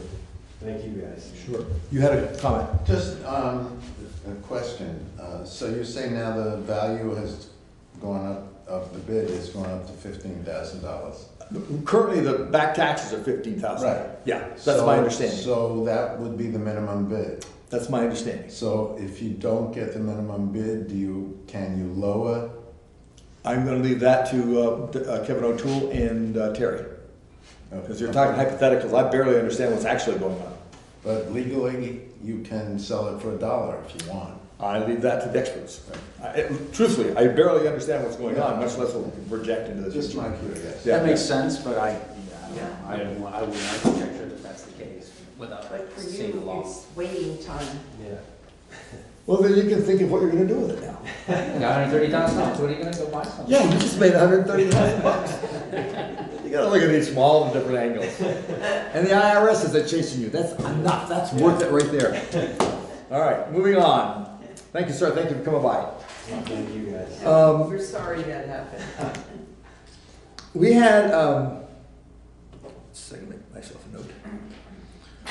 We have some correspondence from the Department of the Army, the U.S. Army Corps of Engineers, regarding, sure. This is the. I've worked with them, that's why I know about this. Yeah, you know what's going on. Anybody else want to take a look? I've got 3 copies. We need to have all 3 of them because I got to mail them back. It's just, it's the generic You guys get to play with our dirt. These are all different. No, they're all the same. Hang on one second. Okay, here's one you look at, yep. There's a couple of changes in these things. I don't have one in front of us, so I'll do it from memory, which is a real risky proposition. And it has to do with a change in the law. If you go to, under condition, you're right there, under condition 19, it says, basically it involves letting the feds know if we have a change in personnel that are subjective to the federal laws about non-discrimination for... No, this has to do with... Oh, this one's for fertilizer. Lime and fertilizers, which Oh, yeah, that's right. do use lime to let the... Oh, that's 19. Sometimes we use lime, sometimes we use, I say we, not really on the recommendation, but I do help out. Sometimes we use lime, sometimes we use paint. Okay. And I've always said let's use paint, but some people still like the lime. And we do not keep any fertilizers at all. We don't fertilize that land. And propane tanks, we do have a propane tank, which when you're done, if you haven't mentioned, I'm going to talk about something too. We do have a propane tank there which we can put on the shelves. I can swing down there. It's just got to be up over the corrosive water. I understand, Yep. I understand that. And then number 3, is that the next one on? Condition 20, this license is not subject to executive order establishing minimum wage contractors. Yeah, that's it. And establishing. Yeah. There's a federal executive order about what you can pay federal or your employees if you have a contract with them. That apply to us much, but that's a change in the contract from last year. Okay. The other thing, I talked with Dale Berkness, who heads up the Twin Hall Brook campground and the dam down in Townsend. And one of the things that we have been doing and we are no longer allowed to do is to sell food or merchandise at the snack shack. Reason being that it is, although it's for a nonprofit, fundraising, it's still a for-profit endeavor. So they have said that that is no longer allowed. And that's part of getting this signed, which is the contract to re-up us using the ball field at all. So, small price to pay, but they wouldn't budge. I spoke with a number of people at the Corps of Engineers and with Dale, and they would not budge. So do you still, not you, but the recreation committee still make some money on it? In the past, we made a lot of money on it. Yeah. But with in the last couple of years, again, my children are much older. I don't really get involved anymore. So I don't know if they're even using the snack shack. I'm certain they don't use it at every game, if they're using it at all. I know I went down about a year, it would have been spring of last year, and cleaned it all out because it was a mess with mice and old food, and there was a garbage bag still in there. It was a mess. So I cleaned that all out. There's still a little bit of candy in there, and there's some shirts, and there's some water, that non-carbonated water, because all the soda exploded. It was awful. So there's not a whole lot down there anyway, but there are some shirts and hats and things, and so, we just need to take that. Caroline Pearson was the person who was running the rec committee. I don't know if she's still doing that this year for baseball and such. I don't know. I know also Bob Johnson has also, he was big in the basketball, and he does the basketball, and he does a lot of the baseball too. So he's kind of picked up the pieces. We can always use people with young children and young families to get involved in the rec committee so that they can coach and help out, because as a lot of the people who have been running it, their children are getting older, going into middle school and high school, and they're moving on. So we've sort of had a little bit of a dip. I know some people volunteered last year for the baseball and the Pee Wee leagues, but we always can use more people. So if anyone's interested, contact Bob Johnson. He's probably the best contact at this point. So all I need then is, I need all 3 of them back, because I've got to sign all 3 of them and mail them off to them, and then they will sign it and send it back to us. I'll make a motion to approve the Department of Army New England District Corps of Engineers license contract, I guess. Sure. Second. Any further discussion? Hearing none, all in favor say aye. Aye. Any opposed? Excellent. We'll get that taken care of.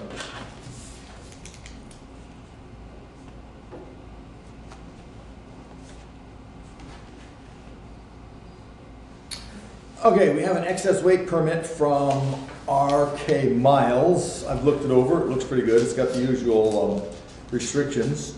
And there's a receipt for the check, and there is list of their trucks and their weight. And I believe their insurance is left over from last year, because we had that on file already. So what we would do is we would ask, we'll ask Andy to sign that. Next time, we'll tell him tomorrow and ask Andy to sign it, if that is meeting with everybody's approval. Any non-approvals? Okay, we'll have him sign that tomorrow. Do we have to make a motion? I don't think we do, since this is just, well, yeah. Then I'll make a motion. Make a motion. Approve the RK Miles overweight permit, excess weight permit. Do you have a second? Second. Any further discussion? Hearing none, all in favor say aye. Aye. Any opposed? No? We'll ask Andy to sign that. Get in touch with it tomorrow. And now, in addition to that, I've added, we have an access permit that just arrived. That this individual is Andrew Fleck and Carla Fleck. There's some work that's being done on, it says West Jamaica Road, East, north, oh no, that's. and then Pikes Falls Road, 4 feet miles. At any rate, this has gone through Keith. Keith has already checked this stuff out. They're working with him. He's already signed it. We just need to get the authorized agent, and I will. It says there's 2 other places to sign. He's got one. I don't know if I need to join it, but I'm pretty sure the road foreman needs to. We can get that to him tomorrow. What is this for now? This is access to get to access to the highway from the property. Okay. On Pikes Falls, where. It looks like it's just that's well, here's West Jamaica Road there, when it comes down to Pikes Falls. Okay, so right when you. Yeah, because he's hitting both roads if I read that map. Is that for sale? Was that the property that was for sale up there? Or something? I don't know the answer. It's hard to put it in context when it just sits. You go around the corner there, and there was a driveway. It was 7 units for sale, something for sale. Was that But Keith's been working with him. He reviewed it. He signed it. So we just need to. I'll find out tomorrow if we need 2 signatures. Just the one. We'll have Andy as the road commissioner do that as well.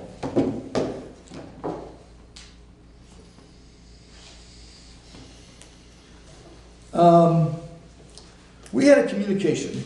This is the item number 8 on the agenda. We had a communication from the Select Board of Waterbury and the Select Board of Stratford.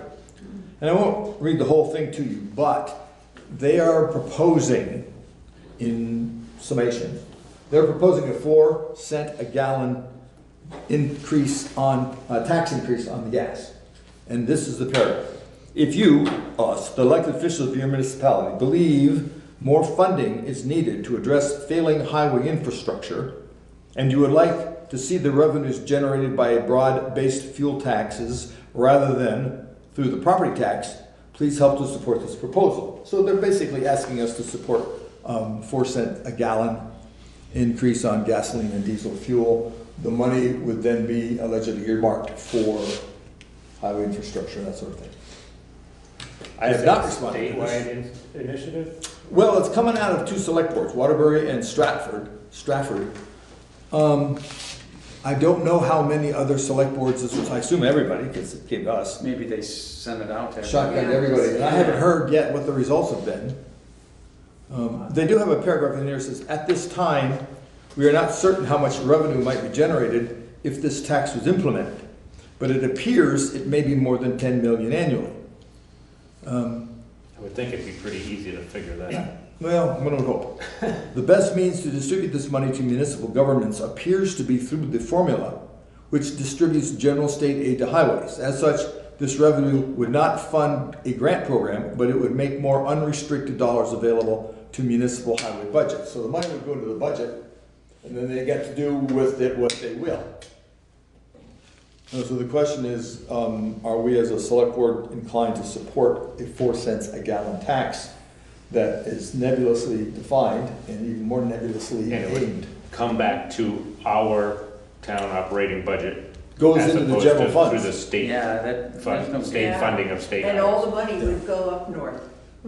Well, if it comes to, I mean, I would definitely like to see more information. It's too little too, I mean, not to say disagree or agree, but it's, pretty vague at this point. It does seem vague to me, I agree with that. Also, how does that impact I mean, especially where we live, everybody has to drive. Yep. And people with lower incomes, it impacts them harder than people Yeah, with higher they call incomes. that kind of tax. Progressive tax. Yes. Yes.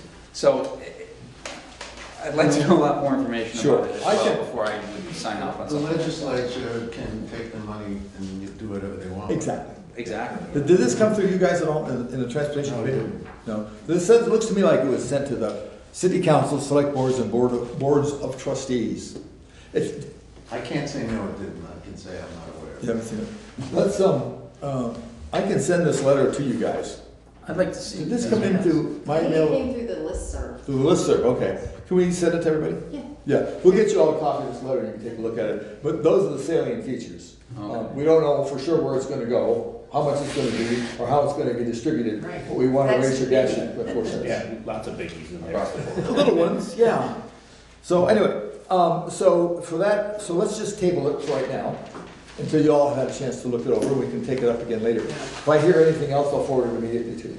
Okay. Does that make sense? And it came, I'll go out and research it too and see if see if you find what's anything out on there. it. Yeah, Yeah. I'm Yeah. interested. We'll get this to you too. Okay, so then we'll just table that just for laughs. So we have on the When is your record. next transportation meeting, Joel? It was just recently, and that didn't come up then, or not that you're aware of. I was gonna say maybe at the next one, bring it up if we don't know anything more. Yeah, you want a copy too? Sure. Can we send one to him as well? Yeah. Excellent. Okay, next item of business. Okay, this pod thing. Let me explain what's going on. I got a whole packet of stuff here, which is really exciting, but I didn't copy it for everybody because I just got it today. Here's the deal. Pamela Corbett, who is on she used to be on the emergency management team, the one we had before it dissolved last year. And so I know her from that, and she contacted me, and I think other EMDs as well, emergency management directors. The idea is if there is a public health emergency, the state of Vermont has what they call pods, or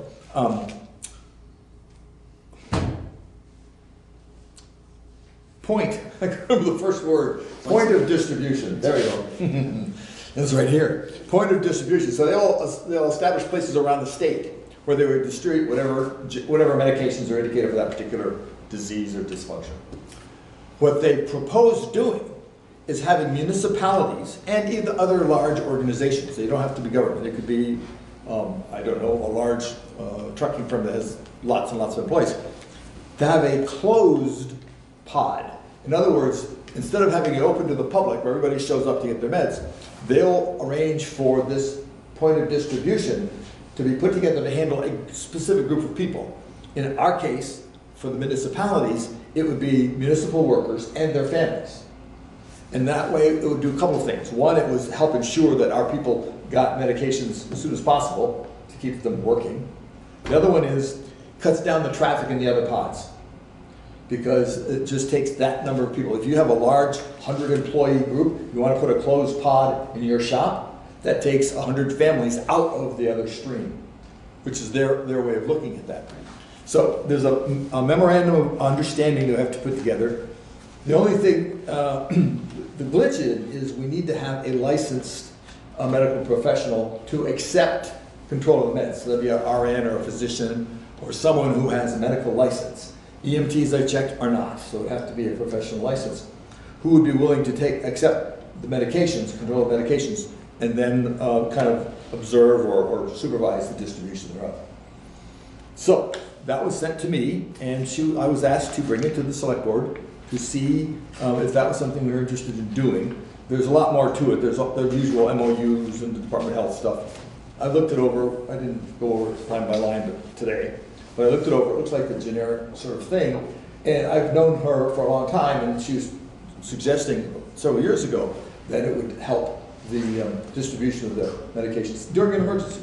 Now, doesn't mean we have to open it, even if we agree to set this up. There could be circumstances where we would say, no, we're not going to open our closed one. We're not required to open it, but it's an option that we would have should something occur. Municipal employees, we have 10? That and kids and relatives and stuff, so it must be 100 people, not even 100 people. No, we don't have a big, but this is applying to lots of other better municipalities. I Mike. Not better, Just bigger. questioning, that's all. Yeah. Yeah. I've seen as a smaller town and smaller, I mean, that the benefits probably aren't all that great for a town. I mean, I can understand if Brattleboro, Burlington, Exactly. IBM, Stratton, Schools, whatever, I mean, a some lot of schools different are doing- things. yeah. But for our 10 people and their families, I just, Yeah. I don't know I guess how if much it's work not it is. binding. Maybe it's not so much. It's not work. binding and there's no cost. Binding, we can Yeah. prepare for it, and if it comes up, it comes up, but I don't. There's no, What kind of a circumstance would that be? how about Washington State measles as an example? Bad example, I just made it up, don't hold me to it. But there's an example. Washington State, I've never heard of that one. But Oh, you don't know what's going on right now? in the Oh, state of yes, I Washington? do, Yeah. but measles is measles. Measles is pretty much measles. But that's an example of an area-wide or a region-wide medical emergency, medical health, public health emergency, something like that. There could be other kinds. A major flu outbreak happens. That's a good example, a major Yeah, flu so outbreak. that the town will be protected, the town. Well, with the measles epidemic, there's emergency distribution of vaccine to people. who are- Yeah. So that's an example, which we didn't have to use, we couldn't use this. That asked us last year, we'd be guessing. Now we actually have an actual public health emergency out there because of the vaccine. So it's one of those things that doesn't cost us anything, except my time to put it together. We're not required to use it, should we choose not to for whatever reason. But it helps out the impetus is for us to help out the state of Vermont in its ability to get that stuff out there. The preparations up, yeah. To get it all lined up, so if something happens, then they've got some support systems. And we've identified the people and the situation. So it's gonna take some legwork on my part to get it put together, but I work cheap. So some of the requirement is that we identify the health officer to administer this? Well, we don't have to, because part of the letter says if we don't have anybody, she can help us find somebody. Because she has a number of volunteers who are either retired nurses or current nurses, or maybe retired dentists, or something along those lines, that may be available to help out in these kinds of things. So we'll have to look into that, but that's part of where the Vermont's trying to be proactive, and I think that's a good thing. So if it's okay with you, we need to make a motion, I'll just go ahead and pursue it, since there's no money involved. Okay. Everybody agree with that? Is that okay with everybody? Any thoughts against it that I hadn't thought of? If it's not binding, it's not binding, so. Yeah, That's the best part. I mean, you can always bring forward at a later date, some. Yeah. Oh, if something comes up, I can Something bring it came up. up that wasn't Sure. quite understood the same way. Will Sarah be okay and her family? Yeah. You'll be covered. You'll be right here. I got a big family when emergencies happen. Bring all my friends. There you go. Okay, let's see here, 1C. Oh, Joel. Yeah. Let's get you in.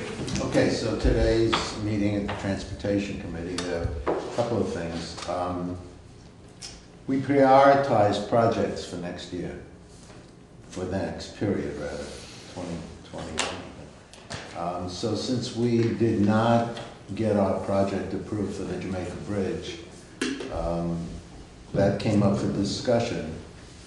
And I was able to, through a lot of discussion, get the Jamaica Bridge to still be number 2. Oh, Oh, did you do that? number 2 on what list? The prioritization of projects to V-Trans. So the way it works is that the Transportation Committee can only suggest. There's no legislative power. And the information that they get from the Transportation Committee is given a weight of 20% in their decision-making, if they choose. It's entirely at their whim. And any project that comes up, like, for instance, we would get over, this was mentioned to me, and it's kind of cynical, but if the bridge fell in the river, it would be done this year. So any other project could come up and knock any project we have down. But I was able to keep the Transportation Committee considering Jamaica as number 2 after Bridge 54, which is, I believe it's on Route 9 between Brattleboro and Wilmington.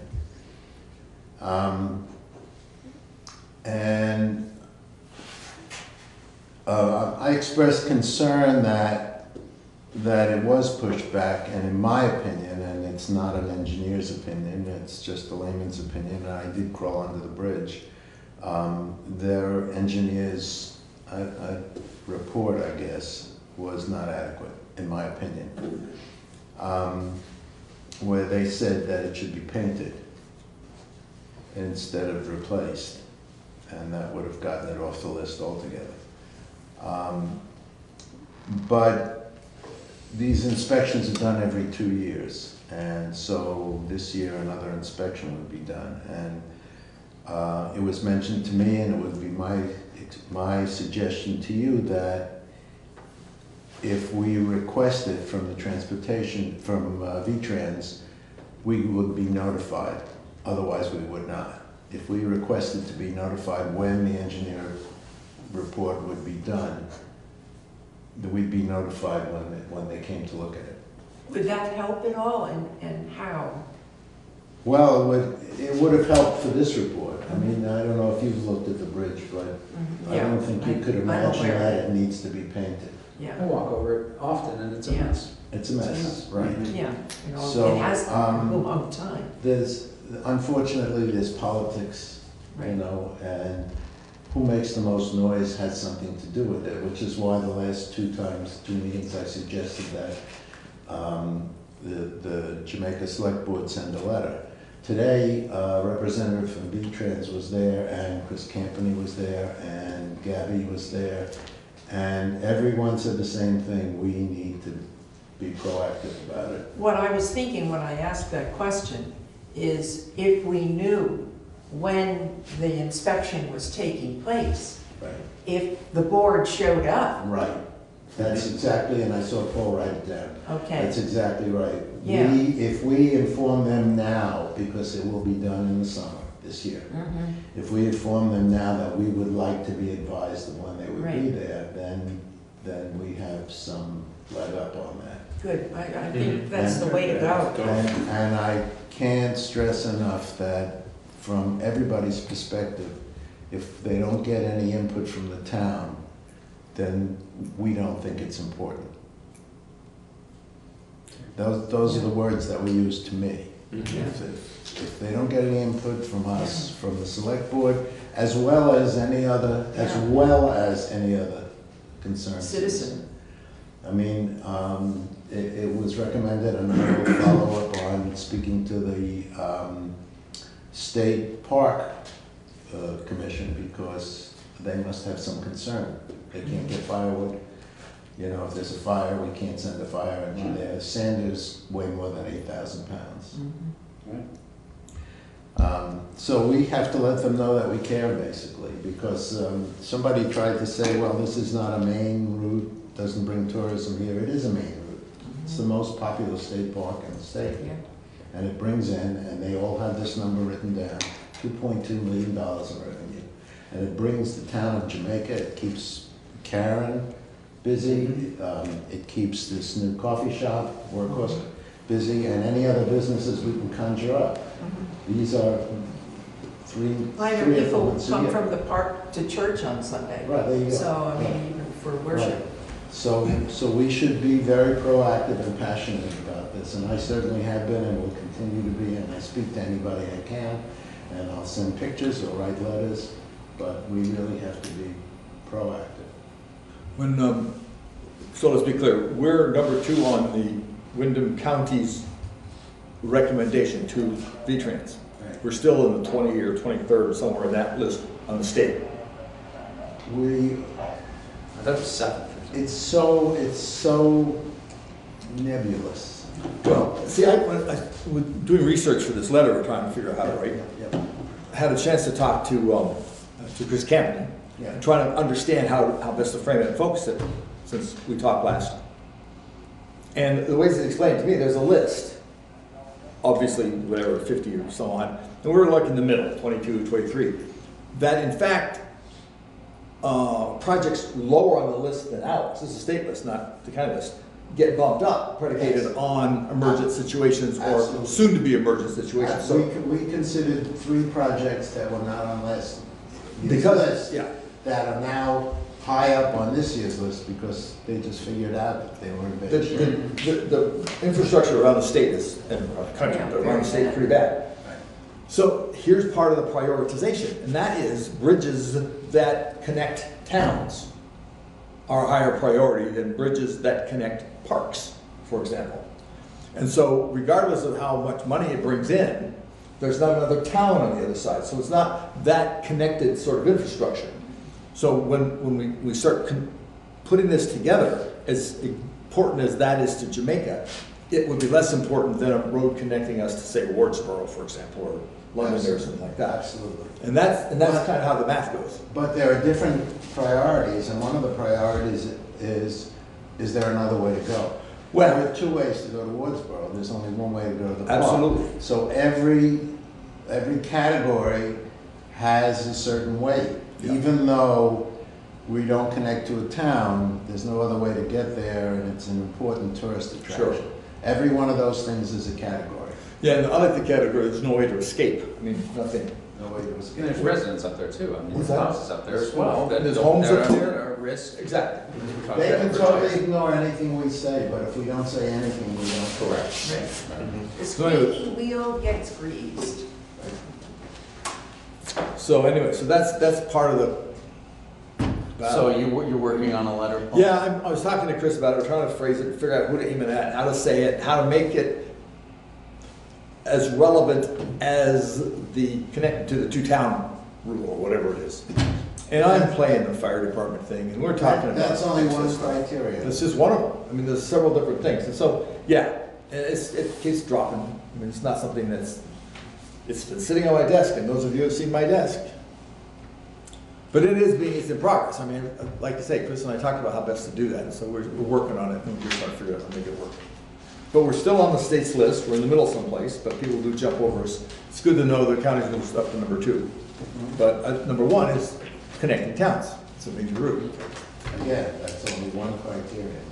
All righty then. There's a separate letter, independent of this, but related, is to request the data to be there for the inspection. Yeah, that's separate. Yeah, that's a new one. Just so that's fully noted that there's two letters. I can give you the contact.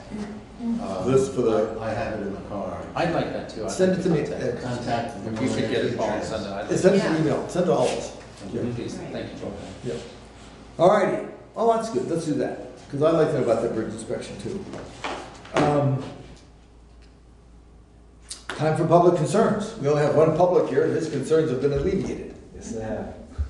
I'll make a motion to adjourn then. Second. Do we want to discuss this? No, I guess not. 43 minutes. All in favor say aye. Aye. Anybody say no? Just you, Paul. We're adjourned at 40, looks like 44.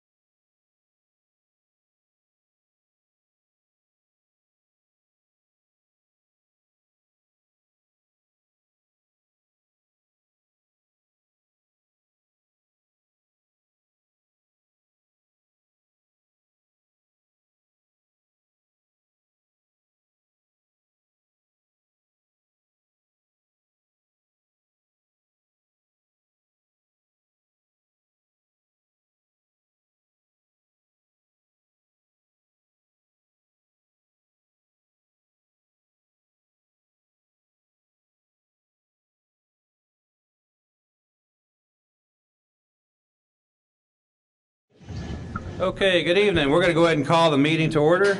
My name is Chris Campany. I'm the chair of the Nuclear Decommissioning Citizens Advisory Panel. Welcome. Glad to have folk here this evening, and thank you for bearing with us as we had to cancel the meeting last week. I'll start at this end. We'll do introductions. Michael Root, I represent the town of Vernon. Bob Leach, appointed by the governor. Bill Irwin from the Vermont Department of Health, representing the Agency of Human Services. Derek Jordan, citizen member appointed by the Speaker of the House. Peter Walk, Deputy Secretary of the Agency of Natural Resources. Chris Campany, Wyndham Regional Commission. Lissa Weinman, citizen appointee from Senate Pro Tem Tim Ash. Corey Daniels, I'm with North Star. I'm the Independent Spent Fuel Installation Manager. David Pearson, Vice President of North Star. Allison Wannup with the Vermont Department of Public Service. Jordan Gonda with the Agency of Natural Resources. Justin Colbert with the Attorney General's Office. Do you want to tell us who's on the phone?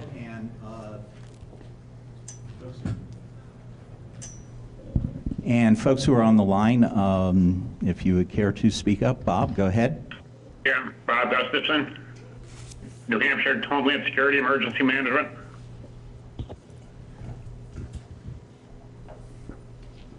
Anybody else? Anyone else on from the panel? Guests, if you care to identify yourself, go ahead. Just Bob? Okay. I guess so. Okay, and I got a text from Commissioner Tierney about 8 minutes ago that she is 10 minutes out. So we'll go ahead and get started. Let's see, Tony, pop quiz. How many do we need for a quorum? We need 10. Okay. And by my count right now, I think that's what we have. Okay. So can I get a motion to approve the December 2018 minutes? Peter made a motion. Who made the second? Excellent. Okay. Any discussion? Okay, we have to do a roll call vote because we have someone on the phone. And I am looking for my checkoff sheet. Hold on. Can you do it? I got one here for you. All right. I had one. June was bringing a bunch of those. I had one too, but okay. Corey Daniels. Aye. Okay. Let's see. Bob Gustafson. Close enough. Aye. Bill Irwin. Aye. Derek Jordan. Aye. Bob Leach. Aye. Let's see. Michael Root. Aye. Peter Walk. Aye. Lisa Weinman. Chris Campany. Aye. Did I miss anybody? Nope. David Pearson. Aye. Anybody else? Okay, the ayes have it. Thank you. The next item is North Star update on Vermont Yankee site decommissioning activities. I think the best thing to do is to, if you don't mind, go to the podium and speak from there, if that's okay, unless you'd prefer to sit at the table. Okay.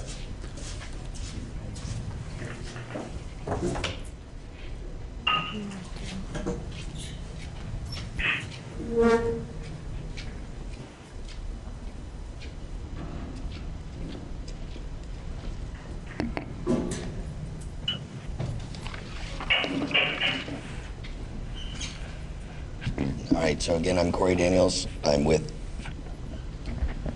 North Star as the Independent Spent Fuel Storage Installation Senior Manager. You may remember me as the Decommissioning Director with Entergy. And if you know way back, you would remember me as a young auxiliary operator with Vermont Yankee before Entergy bought the plant too. So after 22 years, bring a lot of history and information with the site. Got a feeling I'll be doing a little more than just managing the spent fuel storage installation. But I'm in a good position to give an overview of where we're at with the site, mostly an update on the transition the activities that we're currently involved in, and then, if appropriate, answer any questions anyone might have on that information. Big picture, transition and a lot of moving parts, right? The facility itself requires significant personnel to manage. There was a component of the multi-interest purchase agreement for some of the staff to come over and become North Star employees, very similar to a change of control that would happen with any company, large in size, with the staff that's staying on. The number of that staff was 8 people. It doesn't seem like very much for that site. Mostly those folks have to do with the spent fuel storage installation because it will exist in perpetuity until the Department of Energy executes on removing the spent fuel. So those people are kind of the core folks that will be here for the long term.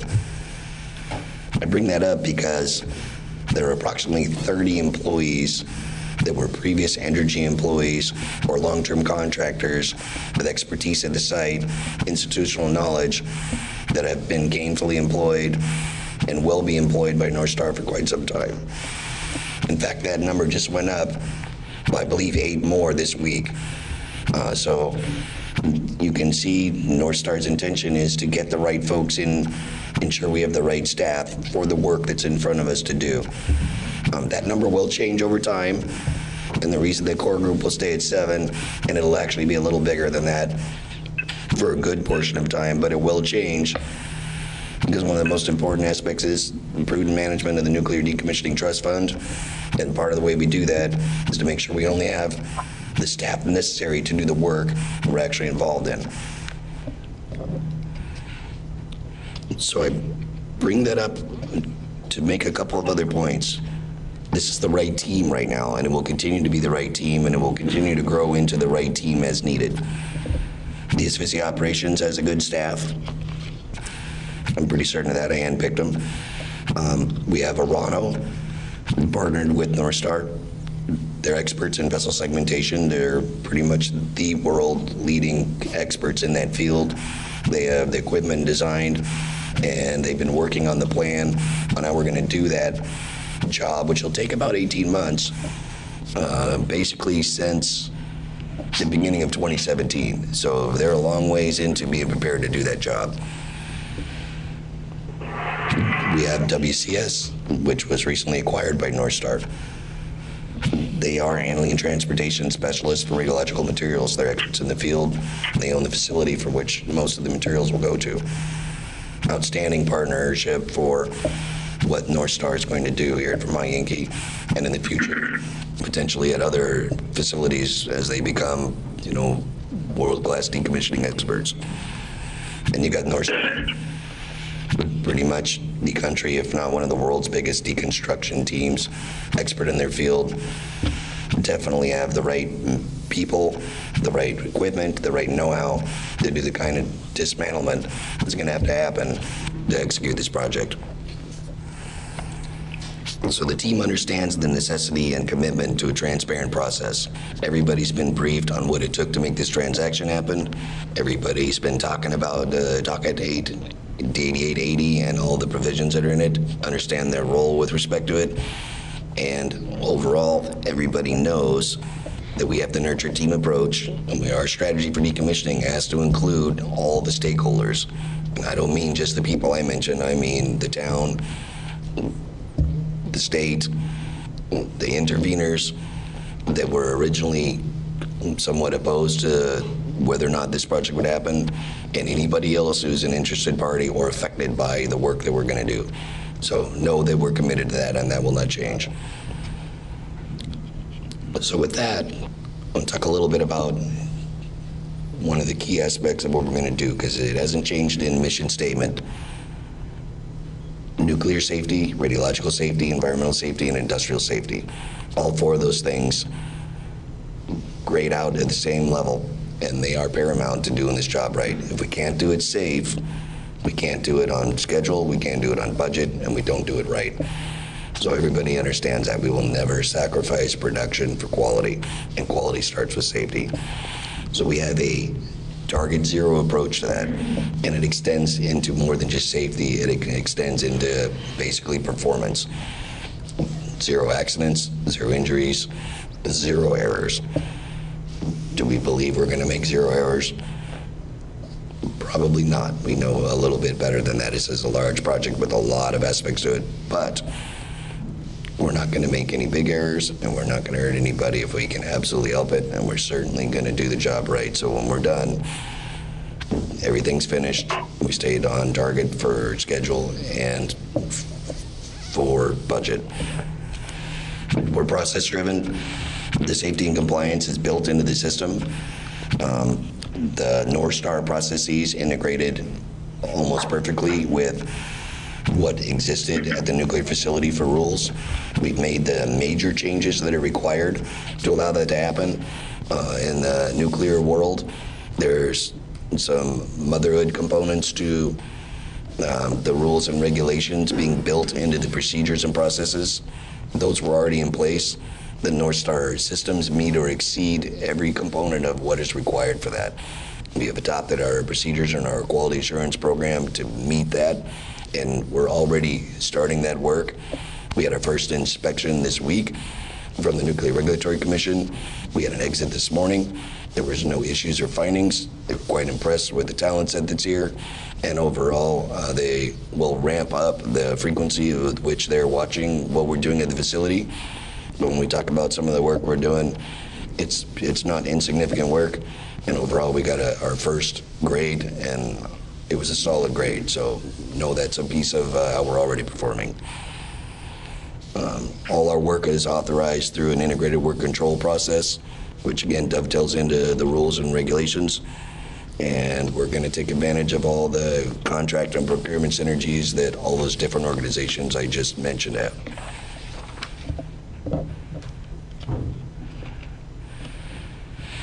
So, major work that's going on. This is probably the part where most people are more interested in it anyways.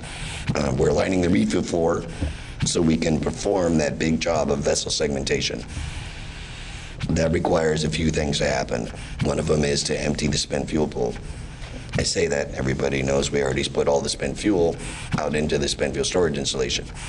So, why isn't the pool already emptied? Well, there were 11 large racks that held the approximately 3,000 bundles of spent fuel that were in that pool, and those need to come out. So we're in the process of decontaminating those. We hydrolaze them underwater. We lift them up with the reactor building crane. We clean them up until we can get them to the level where we can wrap them and bag them and put them on a truck and ship them down the road. We're in the learning phase of that right now. We just did the first rack, and we're working on the second one. We have good performance so far and excellent data. We have no expectation that project won't be successful. So we've begun that, and that's a good component of what the Nuclear Regulatory Commission was watching us do this week. A lot of material handling going on the site. A lot of big specialized boxes and equipment are coming in. Mitch Walker's in the back corner of the room. I'll dime him out a little bit. He's one of the foremen and highly experienced logistics supervisors and superintendents on the site, and he's bringing in all the equipment that we're going to need to do that work. He's integrated with all those teams and making sure he stays one step ahead of them, so all the boxes and shipping containers that we're going to need for all the things that are going to leave show up on time, get loaded correctly and safely, and leave on time. Other things we're doing. When Entergy first prepared the facility after shutdown, they were expecting to be ready to go into safe store for 60 years, which meant we laid everything up. We drained the reactor vessel, we emptied all the piping systems, we shut off and retired a whole bunch of the components. We've adjusted those plans slightly. We're now realigning all the piping and valves and components attached to the reactor vessel so we can reflood it and have a workable water volume in that vessel to do the work of the segmentation. So there's some technical component to that, and we have the right team working on it. Along with that, is some of the equipment that will have to go inside the containment area, which surrounds the reactor vessel. That structure is pretty small and cramped and very complicated with all the piping and structures. We're going into that, we call that the dry well. That area is being measured and prepped. And we're looking at all the different tooling and how we're gonna set it up and get it inside there so we can do that work when it's time to do it.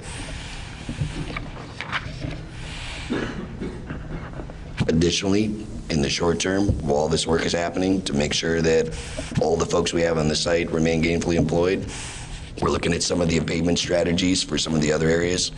Things like characterization of insulation for asbestos, looking at paint on components and equipment for removal in the event there's lead or other items in it, polyvinyl chlorides. Those characterizations are being done, and we're developing work plans to make sure we can utilize everybody who's at the site effectively. Sir, could you please sit down?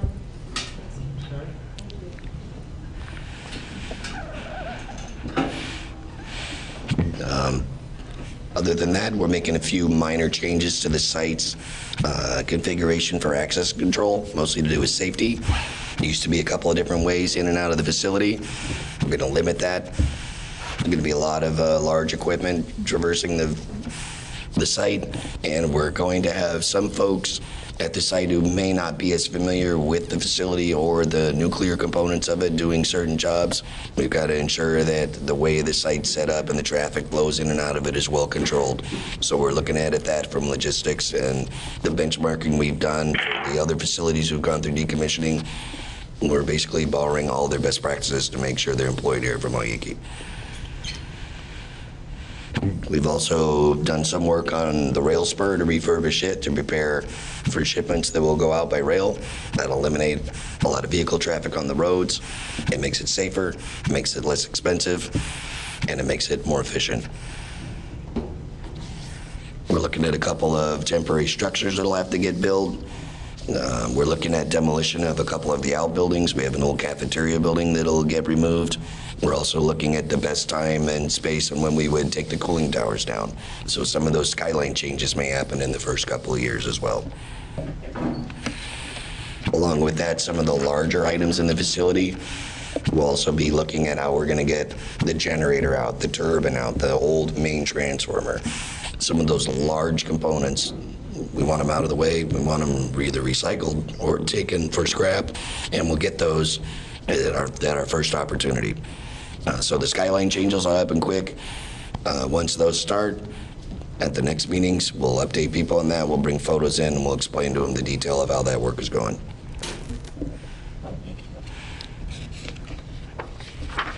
So I'll close out this part because I'm burned through my 10 minutes. Ultimately, we're spending a lot of time making sure we get going with everything correct and in place.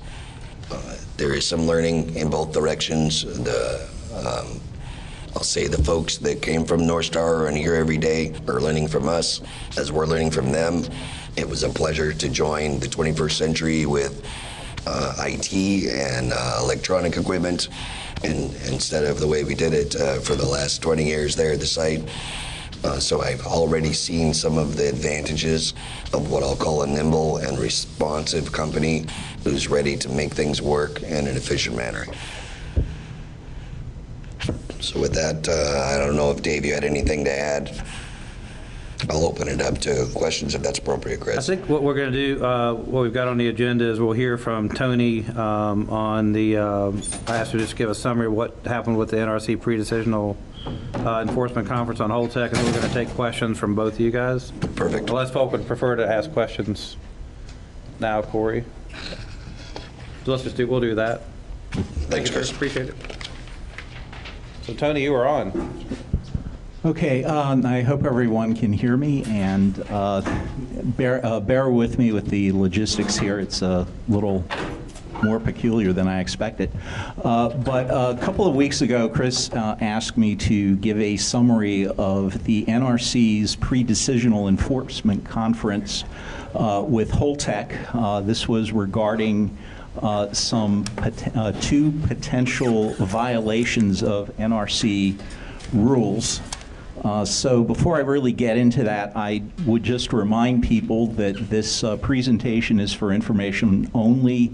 It's not intended to reflect Vermont state or federal policy. And so what actually happened was the NRC conducted an inspection at Holtec International's manufacturing facilities and headquarters, and they did an audit of some documentation, including documentation that was change packages to their dry cask systems. And in doing so, they recognized that there were two potential violations of what are called Chapter 10 CFR 72.48 rules. And effectively what those violations could be is that Holtec failed to recognize that a change that they implemented to a dry cask component was something that required NRC approval. Now, under 10 CFR Part 72.48, a licensee such as Holtec and their license for their dry cask systems is allowed to make minute changes to the design. However, in this case, the NRC is contending that they overstepped the bounds. The second violation related to that was, since they did not recognize that they needed to discuss this with the NRC, they failed to provide the documentation to the NRC that was necessary to support the change and get the change approved or told to go back to the drawing board. This particular design change has been in the news for about a year now, and the way it initially came to light was that the components in question, which are called shim standoffs, and I'll get into that more in a few minutes, but some of the components arrived out at another decommissioning plant, San Onofre, out in California, and the components arrived damaged. There was actually at least one instance where a component was actually broken off, but there were also bent components as well, is what I am told. So what this pre-decisional enforcement conference was for, this was an opportunity for Holtec to basically describe, defend themselves against the potential violations, or to explain a little more on what happened, and also what they could also do in this case is that they could admit that these were violations, and then from there they could go on and say, well, these are the remedial actions that we have done to fix the issues brought up with the potential violations. So they took that last route. And what they did, they acknowledged that the two violations were in fact violations, and they indicated, that they then went into evaluation that they had performed to demonstrate that even with the violation, it did not, and with this design change, that there was not a cause for concern in the safety of the fuel. So I'll talk about that in just a moment. But the rest of the conference is really an opportunity for Holtec to describe their corrective actions to their processes so basically a situation like this will not occur again. What is important to point out from the NRC's perspective is from the meeting back on January 9th, there was no enforcement decision made at that point. That the enforcement and the investigation process at the NRC is still ongoing. But what they did say was that they expected to have a decision within 30 to 60 days from the date of the conference. So figure February 9th, between February 9th and March 9th, we will have a decision from the NRC regarding these potential violations. So what exactly happened? And this is a top view of a multi-purpose canister, which is the can inside the overall dry cask. And this is what actually holds the fuel.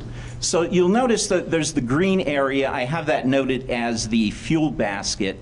That's where, obviously, that's where the fuel assemblies are placed. that area was not impacted by this design change or this problem with the design. Where the issue came up is the areas in blue on this slide. These are shims, and what the shims effectively are, they're spacers that are placed in to assure that the square peg that is holding the fuel, there's not a gap there that, say, later on when the fuel is being transported someplace that maybe that fuel basket will rattle around a little bit. It's basically just filler, is the way that this was described by Holtec.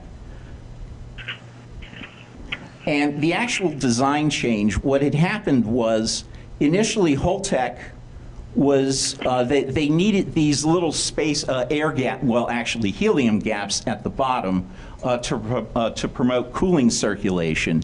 And initially the gaps at the bottom were basically integral legs. This was something that was cut out of the spacer material itself. And what they did with the design change is they eliminated those legs and they created some legs that basically screwed into the bottom. And in doing so, they created an extra component which the NRC said, hey, wait a minute, have you introduced maybe some potentially new accidents or concerns here? So that's really where the questioning came up. So in response to NRC concerns, Holtec did some additional investigation, and they determined that even if these legs at the bottom of the shims were to break off and the whole shim was to drop down, there would still be sufficient helium circulation that the cooling limits for the dry cast system itself would not be violated. So there was still sufficient cooling. The NRC is still evaluating that, but this is Holtec's contention at this point.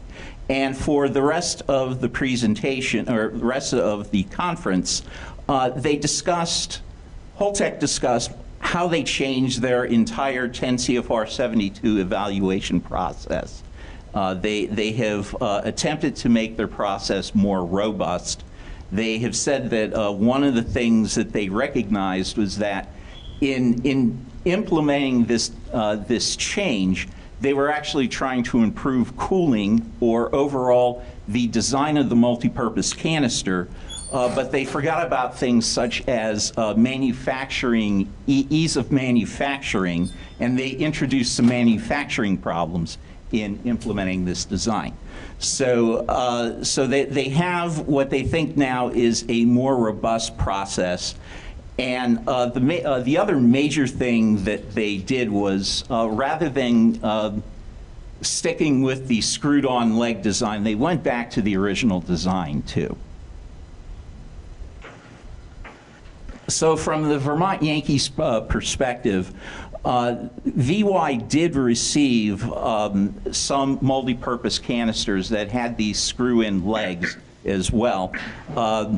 When the issue first came to light last March, Vermont Yankee did take an extensive program to look at the MPC components as much as they could, and they did not see similar damage to what was seen out at San Onofre. Moreover, since the major concern with this design change was maybe it was reducing the overall cooling, one thing that VY pointed out was that, well, they were loading their multi-purpose canisters to a lower heat load than what was specified for the MPCs themselves. So there's some additional margin as well. And Holtec also determined that there were no seismic concerns for fuel storage with this change. So that's about all I have on this presentation right now, other than to note that if the NRC accepts everything that Holtec has described, all of those results would apply to Vermont Yankee as well. Thank you, Tony. So now, first we'll have questions from the panel for Corey or Tony. I'll go. Tony, so the casks that are at VY, the Holtec casks, they have the new design? There are some that have the new design. Those were inspected as much as possible, and there was no indication of similar concerns that were brought up at San Onofre. In other words, they found no broken shim standoffs, or the little legs. And there was just what was received by VY was in much better shape than what was received at San Onofre. But basically, the casks that.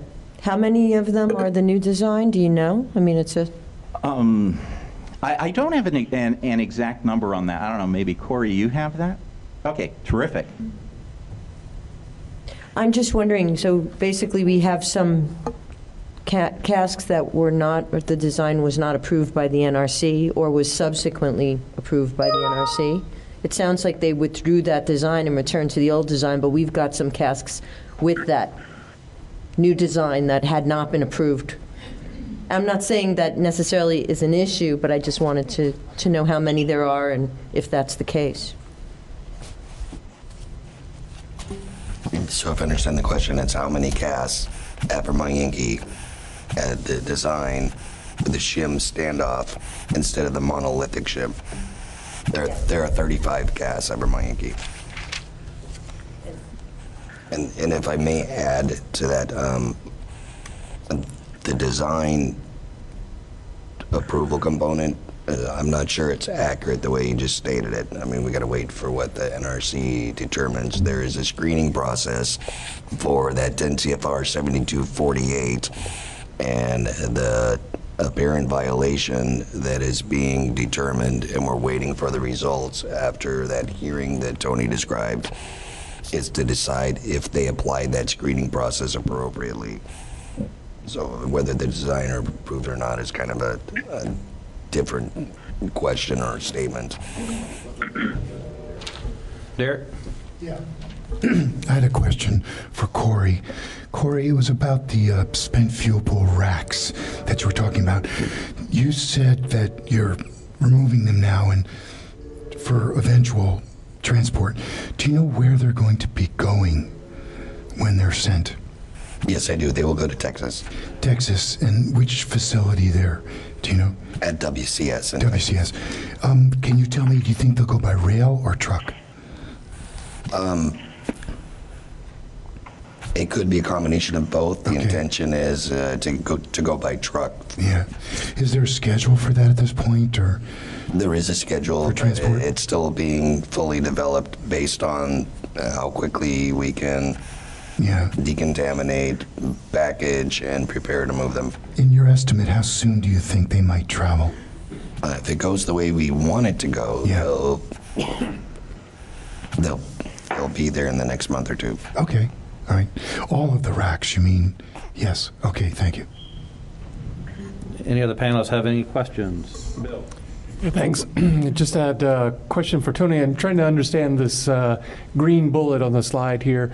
Holtec's subsequent evaluations, if accepted by the NRC, would apply to the dry cast. Does that mean that there might be some additional inspections required, or what does that mean, subsequent evaluations? I was referring to the evaluations that Holtec made after the issue had come up. There may be some additional questions from the NRC. They were fairly clear, though, that they did not see an immediate safety concern. However, they did note that they could request more work from Holtec. Okay. And if I could add another question, and that's actually for Corey. You were talking about material handling, and sounded like you were removing materials from site as they were cleared. Is that correct? No, I apologize if that I may have misunderstood. It's okay. was what it sounded like. What I mean is we're basically lifting these large components out of the pool, putting them in what we call super sacks, and staging them in preparation for transport. Material handling in itself is, inherently a significant operation, especially when you're using large contaminated or radioactive components. Right. And follow up to you mentioned scheduling. Did you think that as you get to future presentations, you might be able to share a schedule of upcoming evolutions so we could have a sense of what kind of things we'll be seeing in the coming weeks or months, things like that? Absolutely. Great, thank you. Any other panelists? Hold on, let me see if there's anybody else. Okay, Lisa? So just to be clear on this, just the cask thing. So Holtec withdrew the design, so they're no longer making that design on the cask. But VY has 35 of them, and the NRC is still deciding whether or not they conform to all its regulations. Is that right? Is there a possibility that those casks might need to be changed? Yeah. So Holtec did not withdraw their design, as I understand it, and I was on the same 4.5-hour phone call that Tony's describing. What they did do was revisit the 7248 evaluation, and as Tony explained, changes, and I won't call them minute changes, changes can be made to the design of a component that falls under the purview of the control of the NRC, as long as there is no reduction in safety for those components. And that's kind of what that screening process does. I believe what Tony was describing is Holtec, in fact, performed an additional 7248 evaluation to explain the design to better meet the NRC's query and charge that they may not have done that screening process right. If you screen a design change and it doesn't meet the requirements to ask the NRC for approval for the change, you can make it without their approval. So that's what's occurring right now. But back to your question and what Tony was trying to explain, I believe, and Tony, feel free to correct me if I misspeak on your behalf, was that the design, the 7248 evaluation that Holtec is reperforming and submitting to the NRC does in fact also apply to the cast at Vermont Yankee that have the shim standoff. That's all he was saying. Okay. All right, Yes, and that's accurate. What was the meeting itself focused on what went wrong in the assessment process.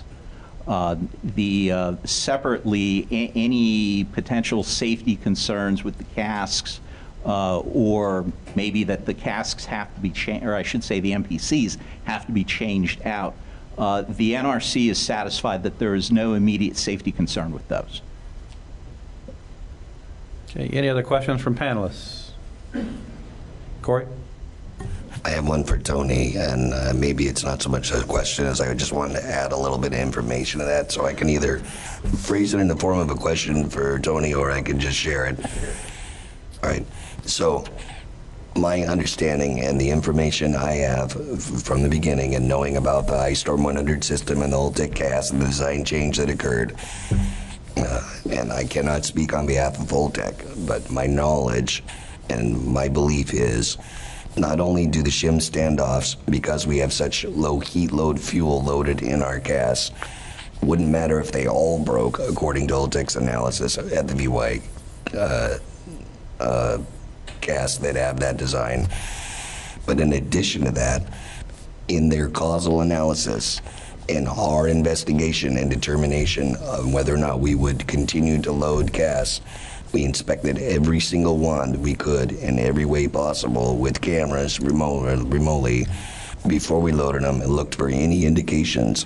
And we learned the canisters that were built for San Onofre, because they're in a saltwater environment, their fabrication process was much different. They laid those cans at an angle on their side, they rotated them a couple 100 times, and those dynamic forces during the manufacturing process Very easy to see how a small pin on the far end in the inside on the bottom of a round cylinder could get damaged. The ones that were built for Vermont Yankee and other sites that aren't in a saltwater environment don't go through that same number of rotations, that peening process.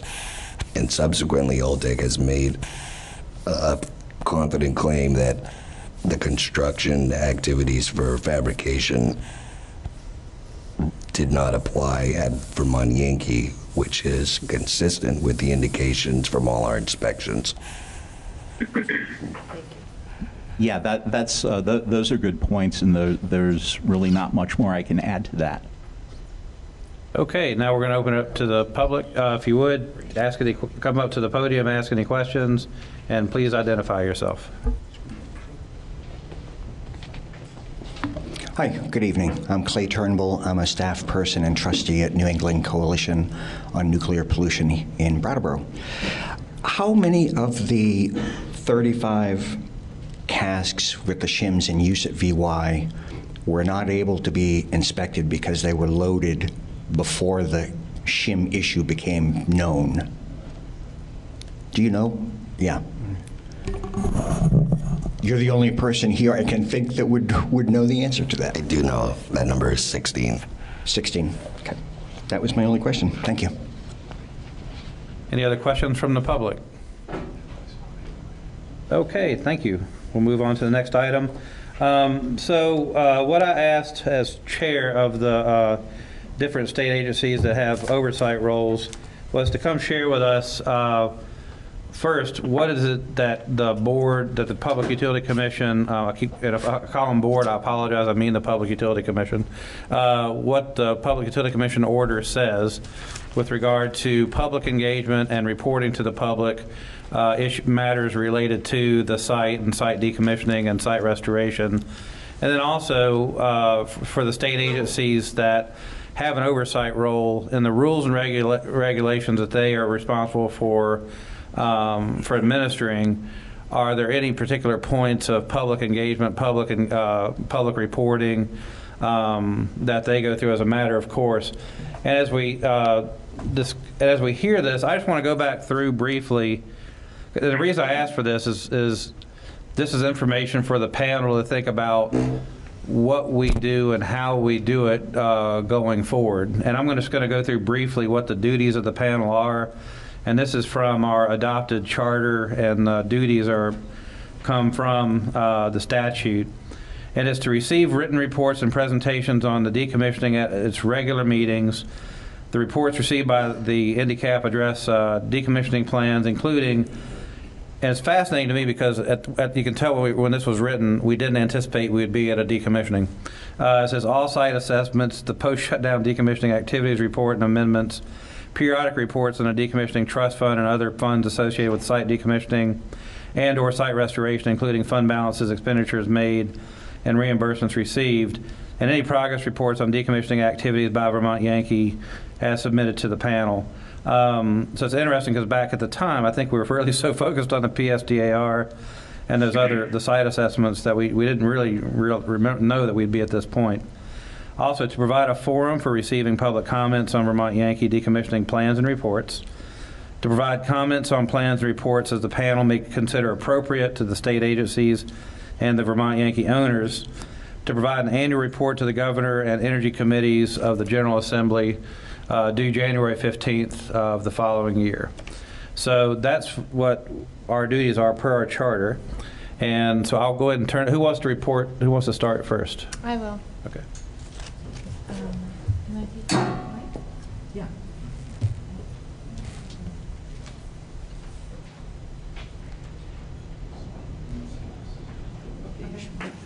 Hello? Hello? There we go. Hi, I'm Allison Bates-Wanop here from the Vermont Department of Public Service, and I, along with my other colleagues from the various state offices, are going to talk to you about the items that Chris discussed before, highlighting the NRC and PUC decisions, as well as our roles in the decommissioning oversight. So first we'll put up the agenda, first discussing the orders, and then each of the state agencies is going to discuss its role. So To start off, I think you're familiar with the Memorandum of Understanding, but I just wanted to review that because it flows through everything that we're going to talk about today. So that was signed on March 2nd of 2018 between North Star Energy, the state offices, and several interveners, including the town of Vernon and the Wyndham Regional Commission. This MOU secured financial assurances of at least $250 million, and this is in addition to the decommissioning trust funds and the spent fuel trusts. I have the most recent balances as of the end of the year.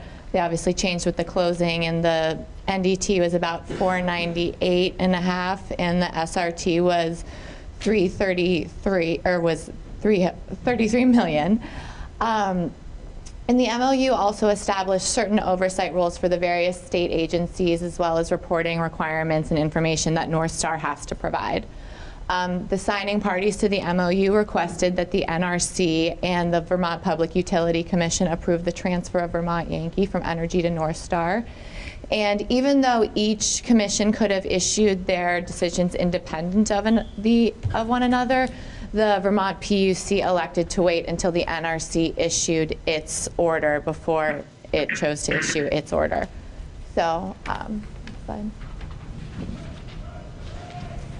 So the orders by the Nuclear Regulatory Commission, there were actually two.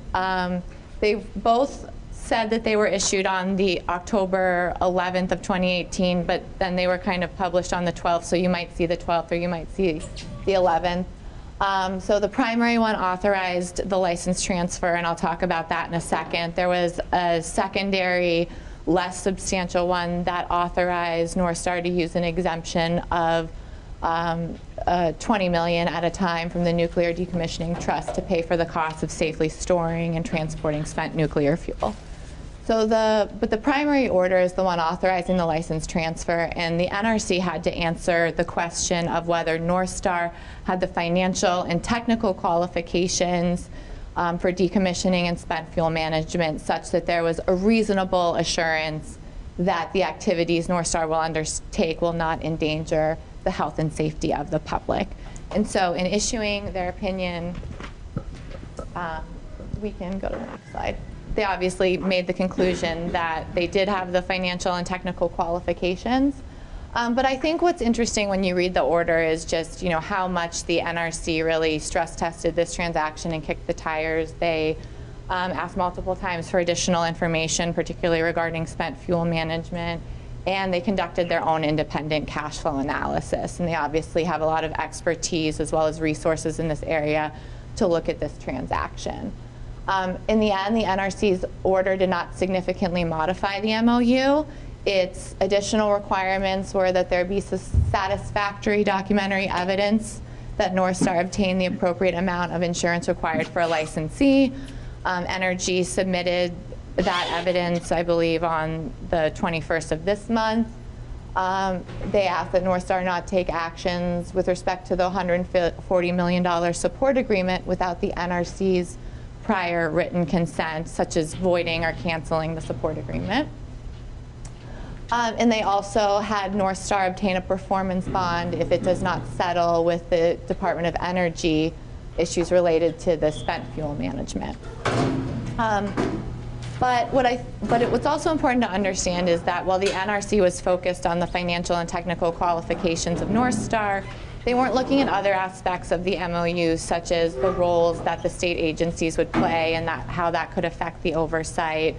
And those questions were left to the Vermont Public Utility Commission. So if we go to the next slide. So the question for the Vermont Public Utility Commission was broader, and that is whether the proposed transfer will promote the public good and the general good of the state of Vermont. And that included the same technical and financial qualification piece, but had to look at a lot of other factors that we'll go through in a minute. So on December 6th, right before the last NDCAP meeting actually, the Vermont PUC approved the transfer and the request to transfer the certificate of public good from for the Yankee plant to North Star. And the only added condition was for, thank you. Oh, wow, that's a lot louder.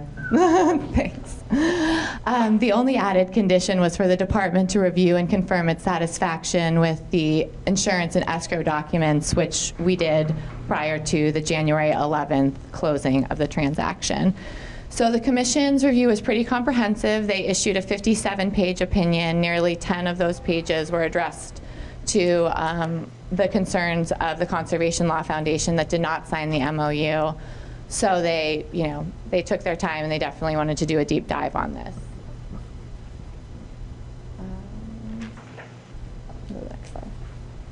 So I'm going to go through some of the important considerations for the commission. So the additional financial assurances, as well as the other risk mitigation measures in the MOU, were of critical importance for the PUC. And so I've listed the different financial assurances that were available, such as the $140 million support agreement, the SRT balance of $60 million with a contribution at closing from Energy that ended up being about $35 million, pollution legal liability insurance, the escrow. And what I think is important to note about this is how many different means these financial assurances come through. So they really do provide multiple layers of financial assurance, and that was really important to the Vermont PUC to make sure that there was enough money, in addition to the Nuclear Decommissioning Trust and the Site Restoration Trust, to complete the work that needs to be done.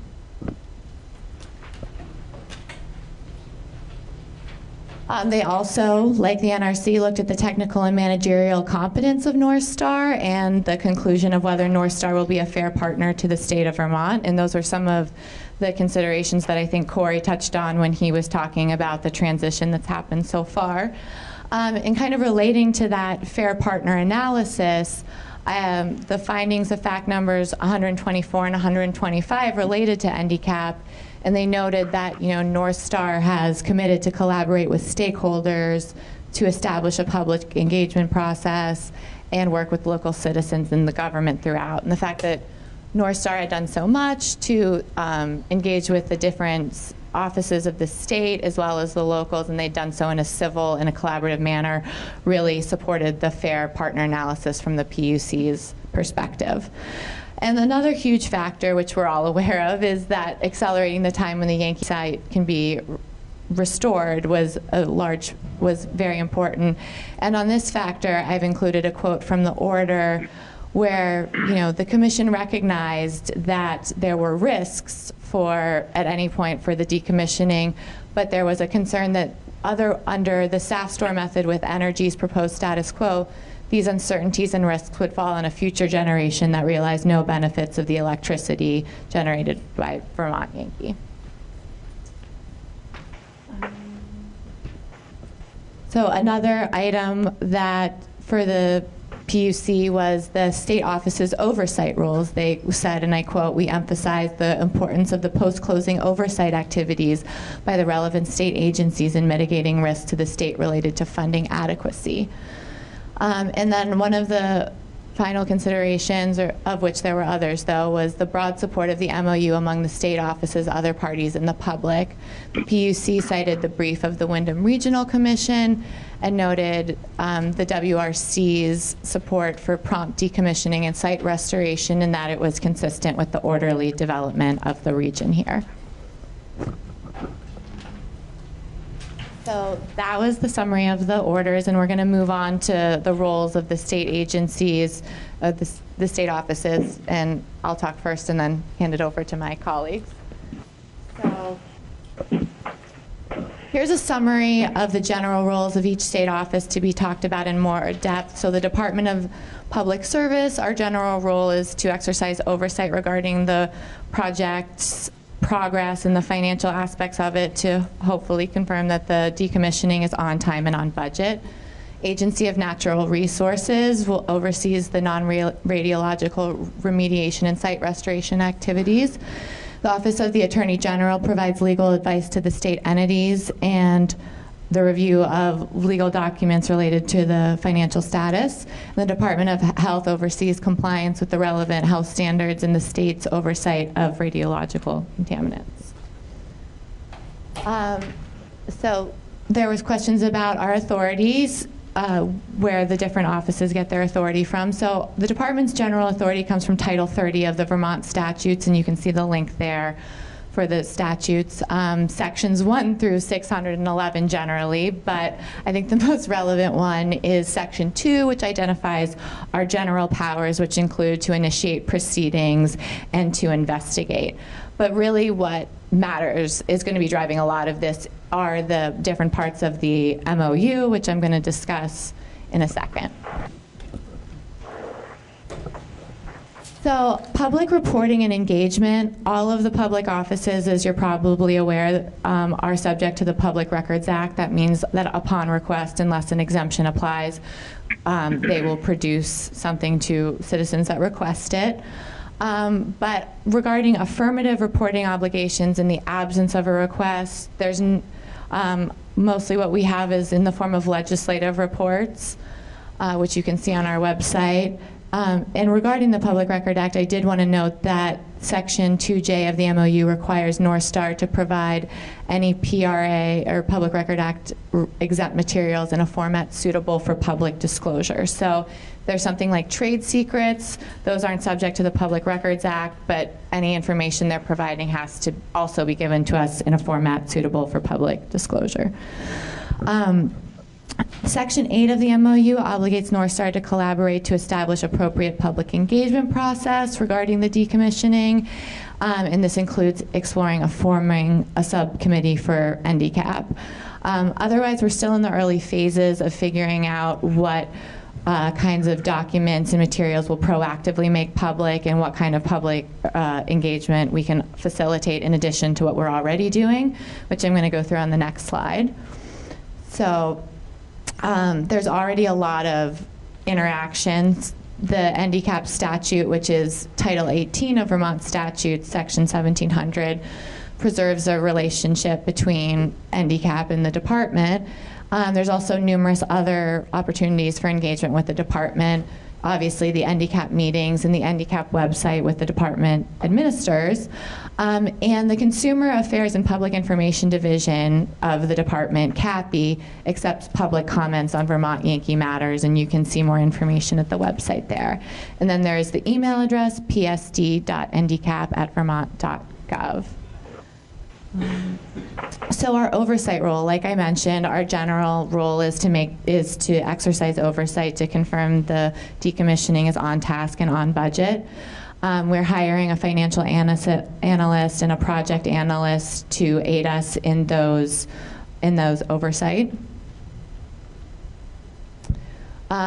Regarding the specific regular tasks we have in the MOU, so us, along with the Agency of Natural Resources and the Attorney General, review summaries of monthly expenditures. Also, along with ANR and the AGO, we review an annual public certification, which is due by March 31st, which compares the work completed versus the work remaining, as well as the funds remaining versus the amount estimated to be required to complete the remaining work.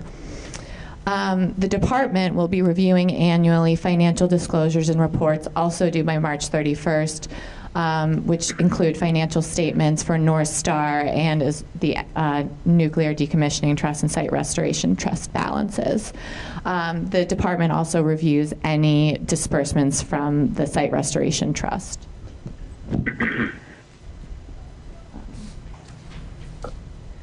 So the department, ANR, and the Vermont Department of Health have the right to access the site, and within the terms of the MOU, North Star can't deny that access.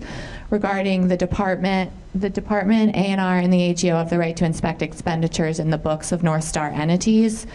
Then there's North Star is required to notify the department, Agency of Natural Resources, and the AGO within 7 days of certain adverse events, such as a draw on the support agreement or tripping a debt covenant. And there's a lot of other kind of event-based oversight that the department would do if certain events occurred. The PUC order specifically required the state offices to coordinate our monitoring and oversight activities. So on the next slide, if you want to go to that, I can give you, I realize it's probably hard to see up here, but this is a little bit of a snapshot into what we're already doing to coordinate our activities. This is basically the MOU turned into a trackable spreadsheet that puts everything in a phase based on where it would happen in the decommissioning process and which state entities over there on your right would be exercising the oversight there. And then we'll probably be building off of that a monthly spreadsheet to track what we're doing. So I'm going to hand this over to Justin now. All right, Justin from the Attorney General's office. Hi everyone, I'm Justin Colbert from the Attorney General's office. I personally have been working on nuclear matters with my office since 2011, and I'll just explain briefly. My apologies. My apologies. Justin Colbert from the Attorney General's office, and I'll give an overview of the role that the Attorney General's office will play in decommissioning. So our authority derives from our general authority to represent the state of Vermont in all civil and criminal matters, and that means formal legal proceedings. So historically, our office has been the role in all of the legal proceedings involving the Vermont Yankee plant, including the litigation over the shutdown and the operation of the plant. That litigation ceased in 2012, and at that point our office took a lead in proceedings at the Nuclear Regulatory Commissioning. Once the plant stopped operating, the Attorney General's office took a lead role in making sure that there was going to be adequate protections for the state of Vermont, and that took the form of our office intervening in several rulemakings at the NRC. We filed public comments with the NRC about their general decommissioning rules, and then when Entergy sought to transfer the license to North Star, our office took a role in intervening at the NRC again to raise concerns over the protection of public health and financial assurance. That was in 2017, and then of course with the, with the March 2018 MOU that Allison just described, that MOU provided all of those great assurances that resolved a lot of the Attorney General's concerns, primarily the $250 million in extra financial support. So with that MOU as of 2018, the Attorney General's office supported the transfer of the license to North Star, and that effectively resolved our office's role in litigation. And so we supported the transfer at the Public Utility Commission, and we then withdrew our petition at the Nuclear Regulatory Commission. So that's just kind of a summary, but I want to highlight the point that we're kind of at a very nice moment in time right now where we have no pending litigation or any formal legal proceedings over the Vermont Yankee plant. And that's a very nice position to be in. But that traditionally is the role of the Attorney General, is to take legal actions on behalf of the state. And right now there are no more pending legal proceedings that require our office to be involved. So now going forward, as far as decommissioning, our involvement will be in a few areas. One is to continue to provide legal advice to the agencies. That is an ongoing duty of the Attorney General's office. And then second, and more specific to the decommissioning, will be to review financial documents. As Allison mentioned, the MOU requires North Star to provide copies of all financial materials to both the Department of Public Service and the Attorney General's office independently. So the Attorney General's office will take its own independent review of financial materials to ensure consistency with the project. And then lastly is our office will make sure that if there is a need for any formal positions, both legal and public, we'll work to make sure that the state speaks as one voice. My understanding is that there'll be a process with North Star for the different state agencies to express their own opinions over their respective areas. For example, ANR or DPS and the Department of Health can all express opinions on the project, but to the extent there comes a time for more formal positions or a consistent position, that's when the Attorney General will take a lead and make sure that the state speaks as one voice. And then there's a link to our office's webpage just at the bottom of that slide, just to know that our office maintains its own webpage and public information about the specific areas where the Attorney General is active in the Vermont Yankee plant. Hope I didn't go too fast for folks, but I'm happy to take questions when that comes up.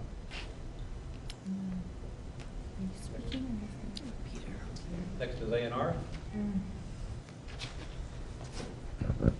Thank you. ANR's role is primarily one in in non-radiological cleanup, as we've talked about before, and overall site restoration standards.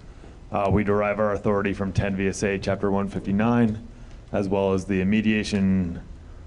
I'm not even going to try to do the IROC-P. We know it as the I-Rule. It's essentially involves our cleanup of contaminated sites. Next slide.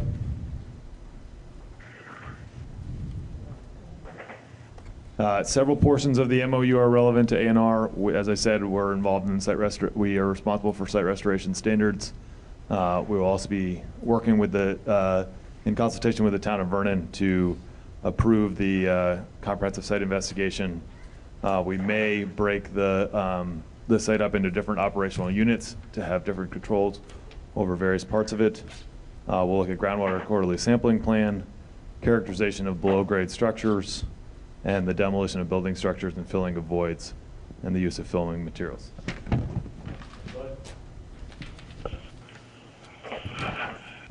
One very important piece is the development of corrective action plans, which we'll talk a little bit about when we get to the public engagement section. We also will be working with the Department of Health for compliance with the radiological health rule and all of the remediation of the site to residential standards unless institutional controls proposed by North Star and then approved by our agency. And then the development of various site protocols in terms of information sharing, site visits, and inspections. And again, we will be, with all of our other state partners, looking at various aspects of the financial methodology and understanding where different resources are going so we can ensure that the state and the town of Vernon are made whole as we work through this process. Next slide. And then, as I said, one of the big areas as we look through what we call a corrective action plan, what does the cleanup look like? How does that work? What's the timeline going to be? That's the corrective action plan. We require notice. We will provide notice to the community as well as provide an opportunity for public comment and, if needed, a hearing or multiple hearings as we go forward. All of our records, as people have talked about, are subject to the Public Records Act, and we will continue to work through NDCAP and other stakeholder processes to make sure that everybody has the information that they would like as we work through cleanup. And then again, we maintain our own website on this process so that you can help inform the public and answer questions you may have. Thank you.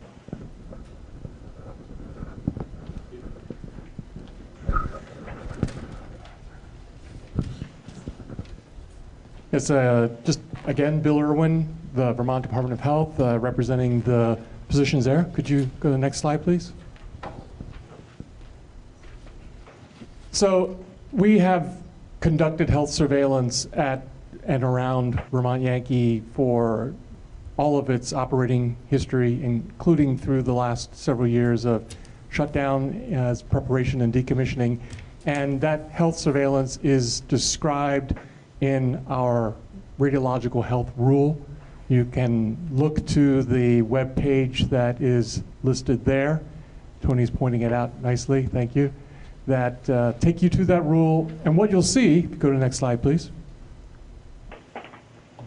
is that we have included in our rule that all of the users of radioactive material, radiation sources in the state that include Vermont Yankee, that we would be able to obtain copies of reports furnished to the NRC related to radioactive effluent discharges, gamma radiation emanations under normal and abnormal conditions.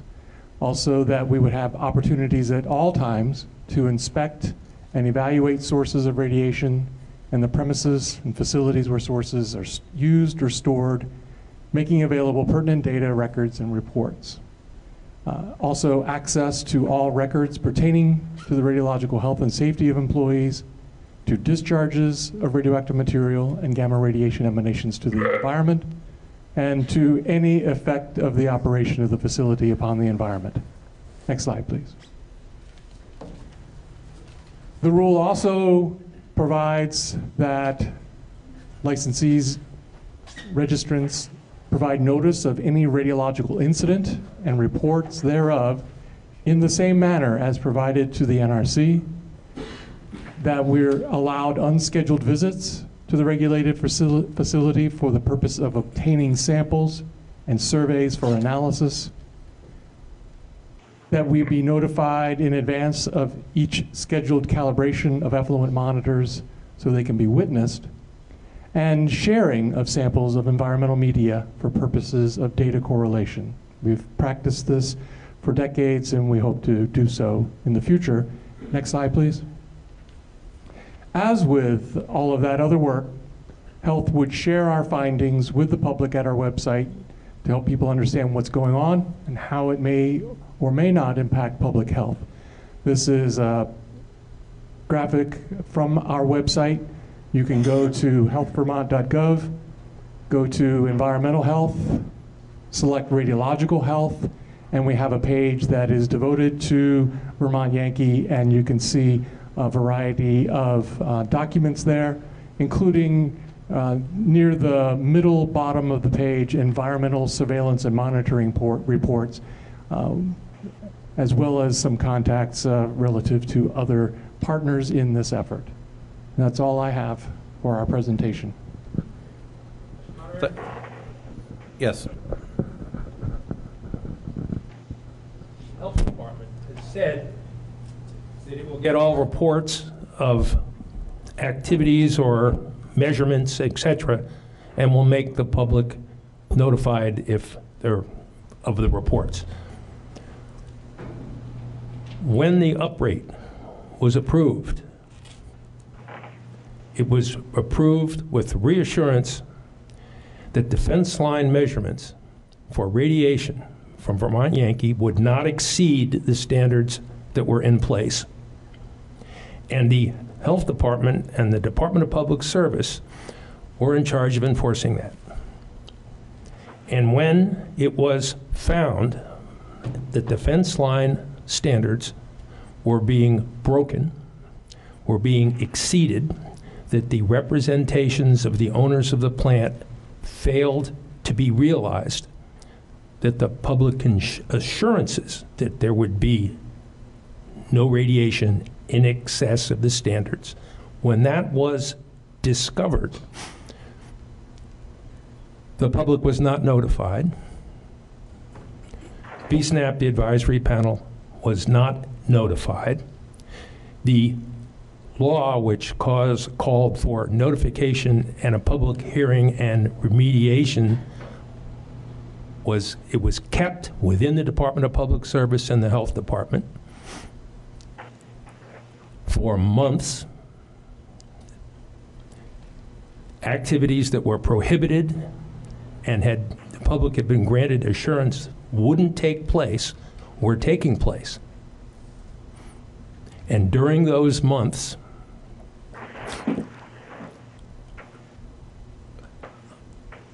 I'm going to editorialize now, a plan was put in place where Vermont Yankee's owners went out and bought up property and moved the fences farther away from the source of radiation without announcing to the public or anyone else that the violations were taking place. And when the new fences went up, suddenly the plant was in conformance. How in this memorandum of understanding and the reassurances from the Attorney General's office can the public be assured that the Department of Public Service and the Health Department can be depended upon to report what we've just been told they would report? Where is the safeguard to see that that doesn't happen again? Okay, so I'll allow a response to the senator, and then per the agenda, we're going to take a break and we'll come back. The panel will ask questions, and then the public will have a chance to ask questions. May I? Thank you, Senator. I can't answer for the conduct of the department in the past. I can say that the representative from the Attorney General's office has made very plain that they have an independent supervisory role. So I would imagine that if my department, and I cannot imagine that my department would engage in such conduct, but if it were to do so, I would imagine the Attorney General's office will be all over it. That is your check. Any other response? Bill? Just wanted to make sure that the public is aware of some of the facts associated with statements made there. The land that Senator referred to as being bought up was actually owned by Entergy at the time. It was not purchased. They just moved the fence to where their land was, not to where the fence was put inside of their property boundaries. The second point is that the report, the investigation into the site boundary dose was all published in a report. If you go to the website that I have showing up there on the screen, you can actually look at the report. The report was published for the public and handed out. We actually had hearings here, and we had what was called the Vermont State Nuclear Advisory Panel hearings about that issue numerous times. So glad to talk to anyone that has any questions about any of the findings of fact related to that investigation. Madam, as a member of the Vermont Nuclear Advisory Panel during that time period, there were fences, and at those fences there were monitoring devices, and there were fence line measurements which were exceeded, and the Vermont Nuclear Advisory Panel was informed that there were violations months after those violations had taken place. And I would take the recommendation to go back and take a look at that and see that indeed the violations were not made public, fences were moved, and the higher levels of radiation which the public had been assured were not going to take place were permitted. And that's what happened. And I say that as a member of VSNAP, the panel. The commissioner was not the commissioner at the time. I believe Dr. Irwin was representing the state at that time. And if one is interested in going back to look at the records, that's what happened.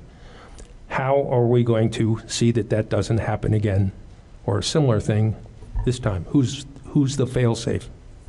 Senator, I think I've answered that question already, and I appreciate your acknowledging that this conduct that you allege about the department's past acts was not something that happened on my watch. I do think the Attorney General's office is more than capable of serving as a check on either of these agencies, and their role to do so, as you've heard from the representative tonight, is, in their view at least, embodied in the MOU.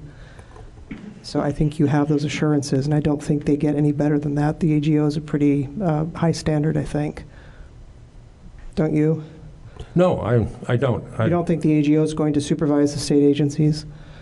Excuse me? You don't think the AGO is going to supervise the state agencies when they have duties under the MOU to do so? This system failed in the past. That's sure, but this new check here did not exist in the past. Well, thank you. I will take the representation now, and I have another question later about the financial assurances, which are... Okay, we're now going to break, and we will reconvene at, let's call it 7:35. All right, so what we're now going to do is based on what we just heard, and first I want to say thanks to the state agencies. You did exactly what I hoped you would do. We'll take questions from panelists. What I'm going to ask is, for the purpose of BCTV, if the folk answering questions would please answer the questions from the podium up here or from the table at a mic, one or the other, because they've got the sound adjusted for that. I'd appreciate it. So we're going to do this in an orderly manner. I'm going to begin with, we'll see who wants to ask questions. It's okay to ask a follow-up question, but I want to make sure that all panelists who have questions get a chance to ask. So who would like to start off with the first question?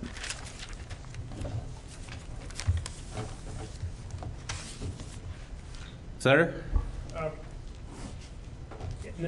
In the presentation, I think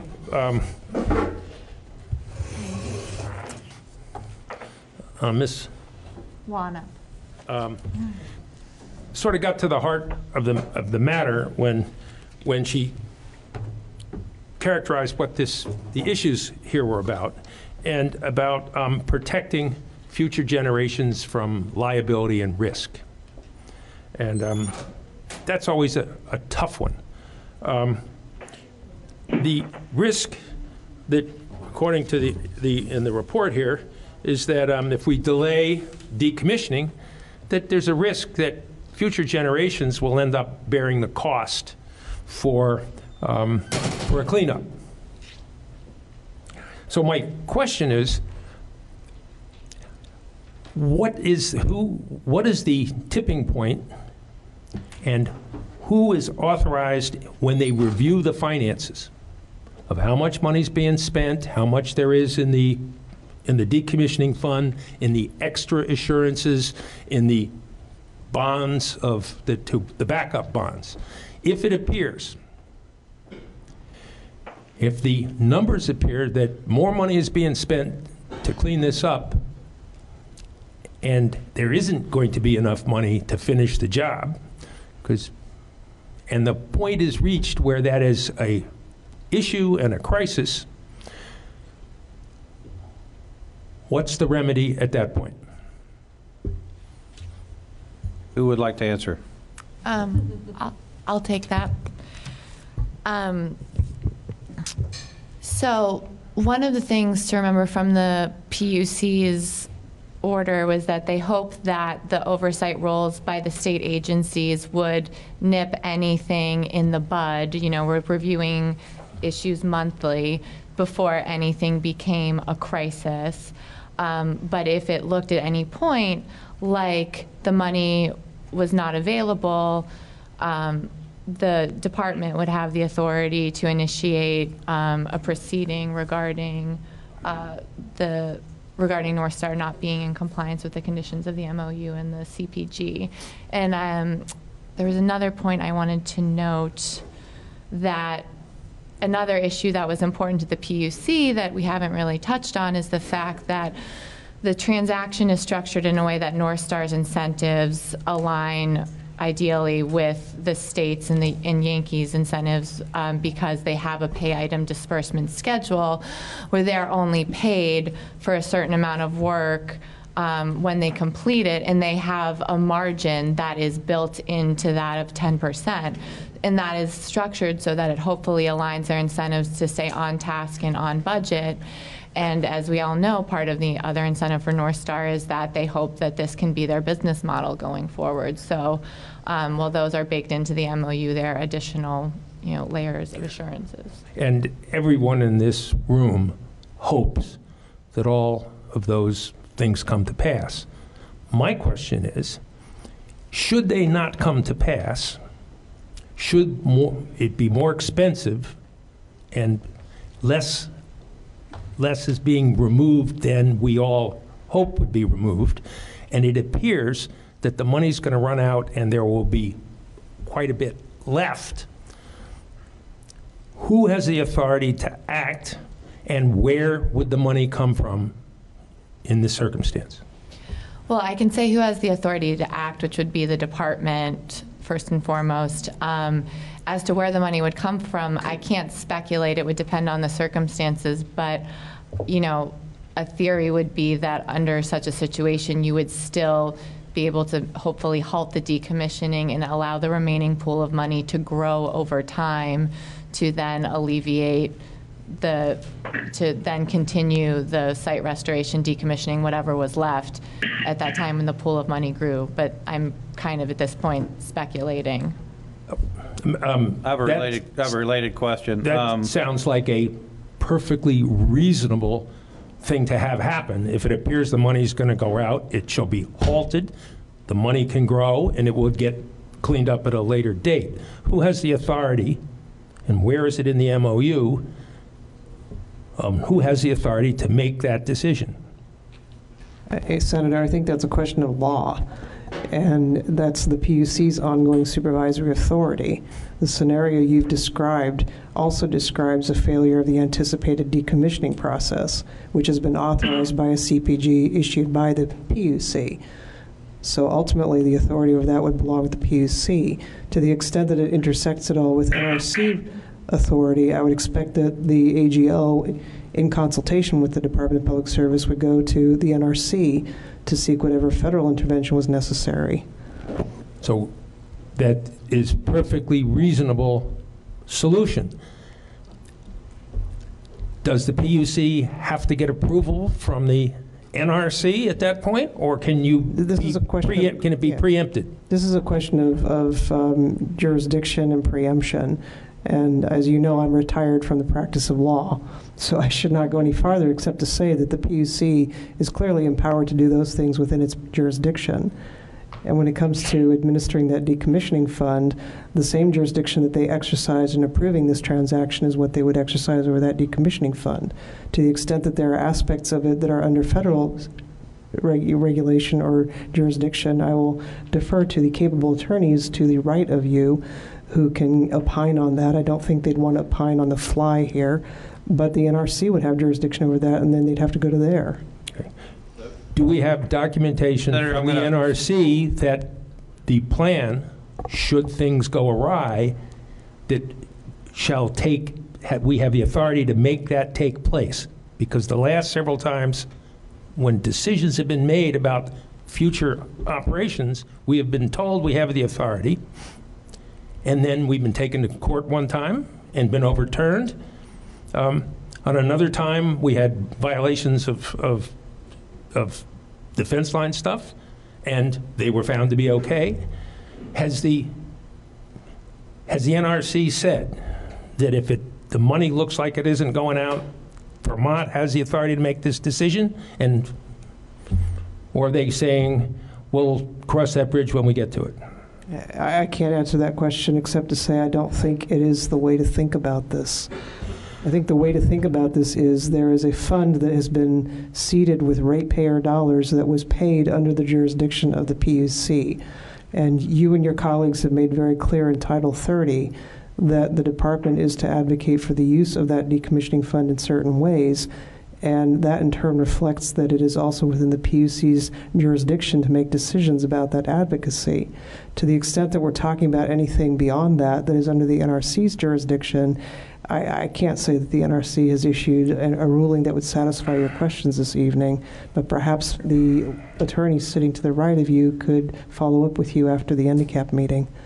I'm going to take questions from other panelists now. I know you don't want to dominate to the exclusion of other people. Thank you very much. And who else has questions? This is for Department of Public Service. You mentioned that you'd be hiring a financial analyst and also a nuclear project expert. I'm just wondering if those folks have been hired, if there's a price tag associated with that, and if the NDCAP panel moving forward would be able to have access to testimony from those people potentially too? They've not been hired. We're just beginning the review process. We received 4 responses to requests for proposals, and we're reviewing those now. Some had price tags in there, and then other ones didn't, and we'll be asking for that and follow up. Regarding testimony, that's not, I hadn't thought of that yet, so I guess I'd have to confer internally and get back on that. I would add to that, I don't see why we couldn't make them available. Yeah. I'm sure North Star will be happy to pay the bill for that. Yeah, and I can also say that they are very excited about having their hats in the ring and expressed a desire to come to Vermont to tell us why we should pick them. They all did, so yeah.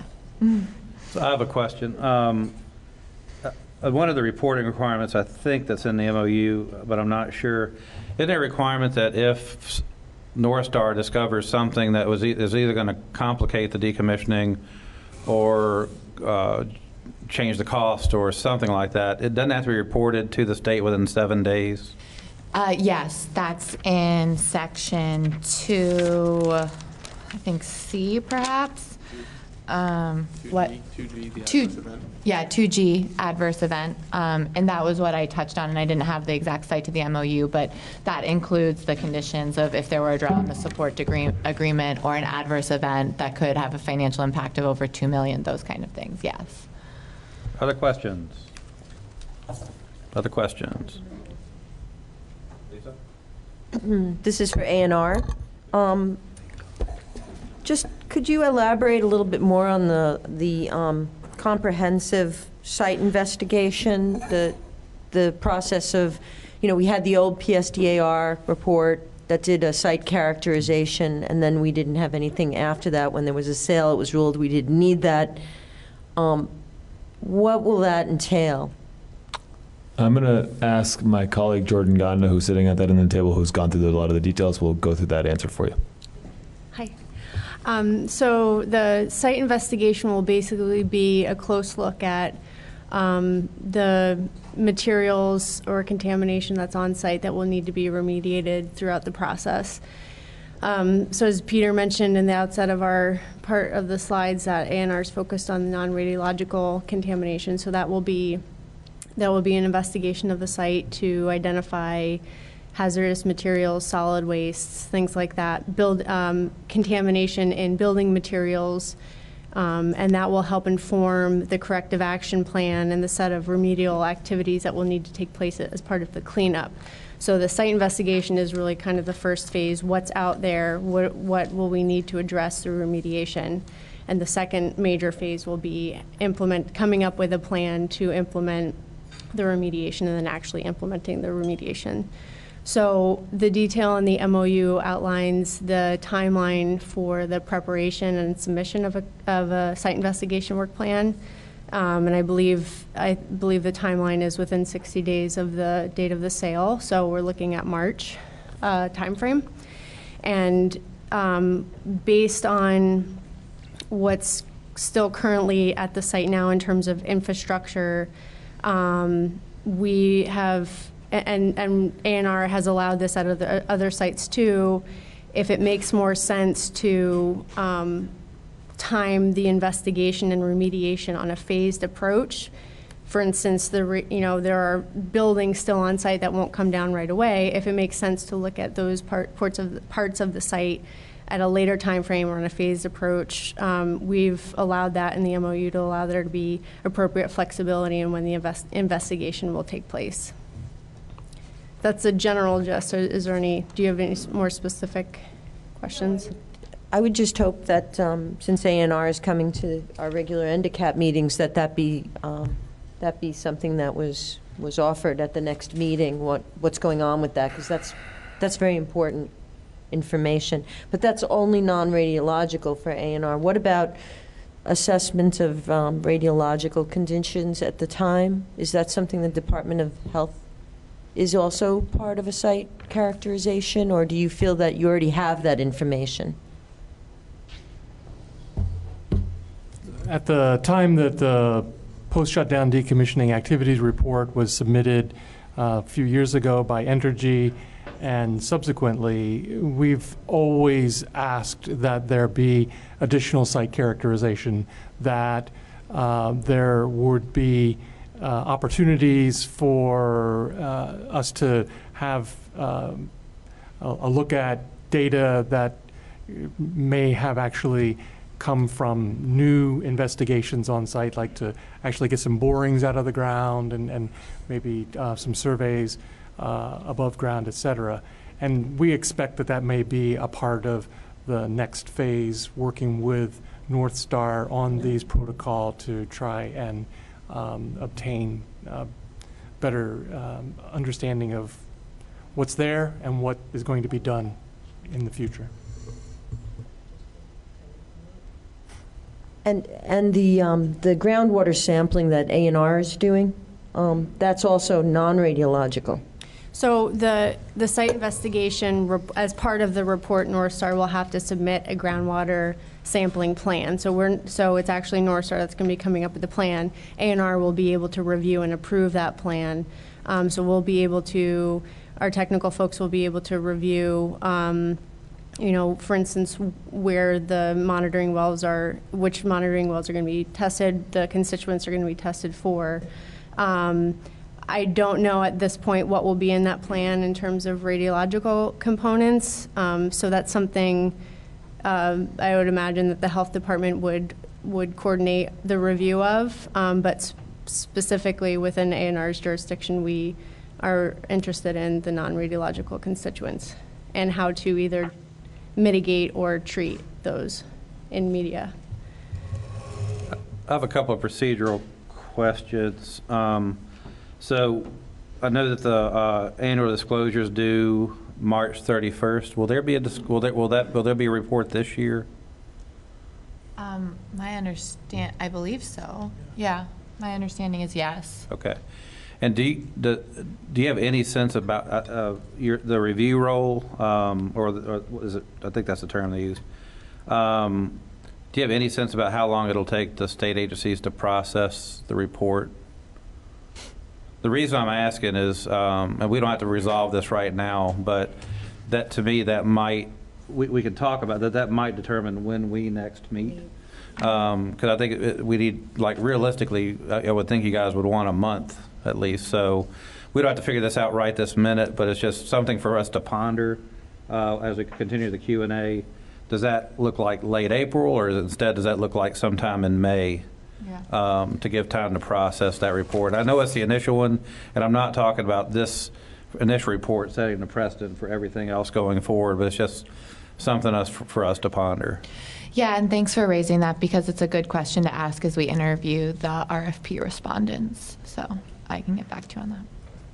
Okay, any other questions before we turn over to the public for questions? Okay, thank you very much. Public, if you would please. I would like to ask another question. I'm also perfectly willing to let the public go first, but I have a couple more. But are they brief or are they extensive? When the public's done, no. Okay. Yeah. So we'll go to the public. If you would please go to the podium and state your name when you ask your question. Hi, Clay Turnbull again. Mr. Walk, you said that a CAP would require notice and I think opportunity for the public. Can you say describe when that happens? You mean in terms of when in the process relative to where we are now? Yes. Okay, or so just when would one expect to see a notice? I think that it depends to some extent on when how the investigation and characterization work goes, because this is the plan that will define what we do with what's found. Mm-hmm. And so to some extent we won't know what that timeline will look like until we know what is found. Does that make sense? Yeah. But certainly as I think Ms. Weidman said, it would be great for us to be able to update it at this meeting, sort of what is happening and when those milestones are coming. And I think that will give us plenty of lead time in order to be able to have that discussion well in advance, so people know that opportunity for public comment is available to them. Okay, great. Second question, I'm not sure who, I think it's to everyone on the panel, I'm not sure. Because soil and groundwater radiological contamination could be such a big driver of finances to deal with, I don't think we yet understand the extent of contamination from past leaks that we know about. Who on the panel would be watching for that kind of radiological contamination and reporting? And well, obviously, North Star will be, as well as I would assume the Nuclear Regulatory Commission, but they're not on the panel, and the Health Department. And you would get the reports. Yeah, and we haven't worked out the details of how we would do it, but the MOU describes that we'll be able to look at published documents as well as to obtain our own samples. So we would use the radiological health rule to try to make sure that as evolutions occurred there, that we were able to evaluate any groundwater effects for radiological contaminants. We may be able to combine that with the work of A&R with regard to non-radiological contaminants, sharing samples there, for example. Great, thank you. Any other questions from the public?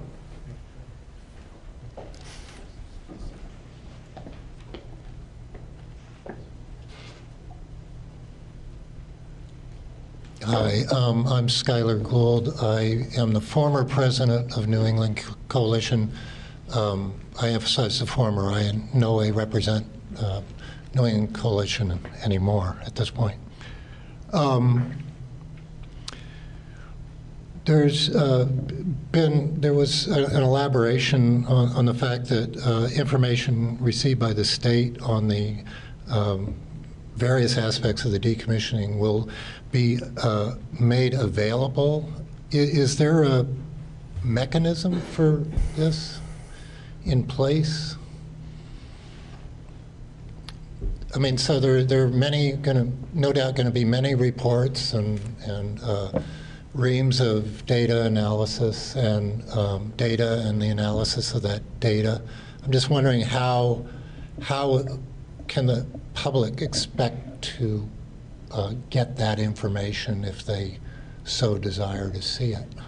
Yeah, it's a good question, and we're still working out the details right now. ANR has their Vermont Yankee nuclear decommissioning site, and there's a question of if we'll just post things on there, or if we would create another subpage on the Public Service Department site. So, we intend to proactively make it, the annual public certification is that it should be public, and so we're just working out what's the best way to do it, if we would even post it on maybe the NDCAP site. So, other than proprietary information, is there any information that is committed to the state that will not be available to the general public? Things that would be exempt under the Public Records Act that would be then made available in a format that's suitable for public disclosure. Okay. Yeah, I did understand that. Regarding, I'm sorry. Sorry, he just said, for example, and I started responding as if it had been your question. So, sorry, like trade secrets and proprietary information. Yes, I understand. Yeah. So. Regarding the public engagement process that's mentioned in the Memorandum of Understanding, does the NDCAP charter entertain such a process, and does it have the authority to actually convene such an oversight panel? And is it understood at this point how that panel is going to be convened and under what strictures? I don't think so. I mean, our chart, we're in an advisory role. Right. I don't think we can require reporting. Commissioner Tierney, I don't know if you want to offer up. I asked because it mentioned NDCAP in that, and it's been some question. That's the point. One of the agenda items is reconvening the Issues Committee, and part of that is having a conversation about what the board order says should happen, and also just the panel's not yet had a discussion even among itself. It's one of the reasons I wanted to just kind of have this initial information put out there today about what the different reporting requirements are. We're going into a completely different phase now with Vermont Yankee. It's a much more, I would say, relatively prescribed phase that we're going into relative to a lot of the other conversations we've had as a panel. So I think that's one of the ideas is to reconvene the Issues Committee, which are also open to, those meetings are also open to the public, to have a discussion about what does it look like as the panel goes forward, how do we best engage the public, given what the different reporting requirements are, what does that look like? And the idea is that committee would then bring those ideas back to the panel for discussion. But right now I think we're still in a state of evolution because we've not even had those conversations among ourselves yet. So that public engagement process, it sounds like it is not necessarily going to be engaged by NDCAP. To answer the question, if you look at the presentation materials on page 7, there's a reference in the slide that is at the lower part of the page, bullet item subpoint 2 of the first, or the second bullet item. It references paragraph 8 of the MOU. And as I read it here, North Star is obligated to collaborate to establish a public engagement process. It says that could include the formation of a subcommittee at NDCAP, that would be explored. And what the chair is saying is NDCAP itself right now is going through an evolution to figure out what its life will be separate and apart from this particular transaction, because NDCAP's created by statute, as you know, for the purposes embodied in the statute. So it is possible that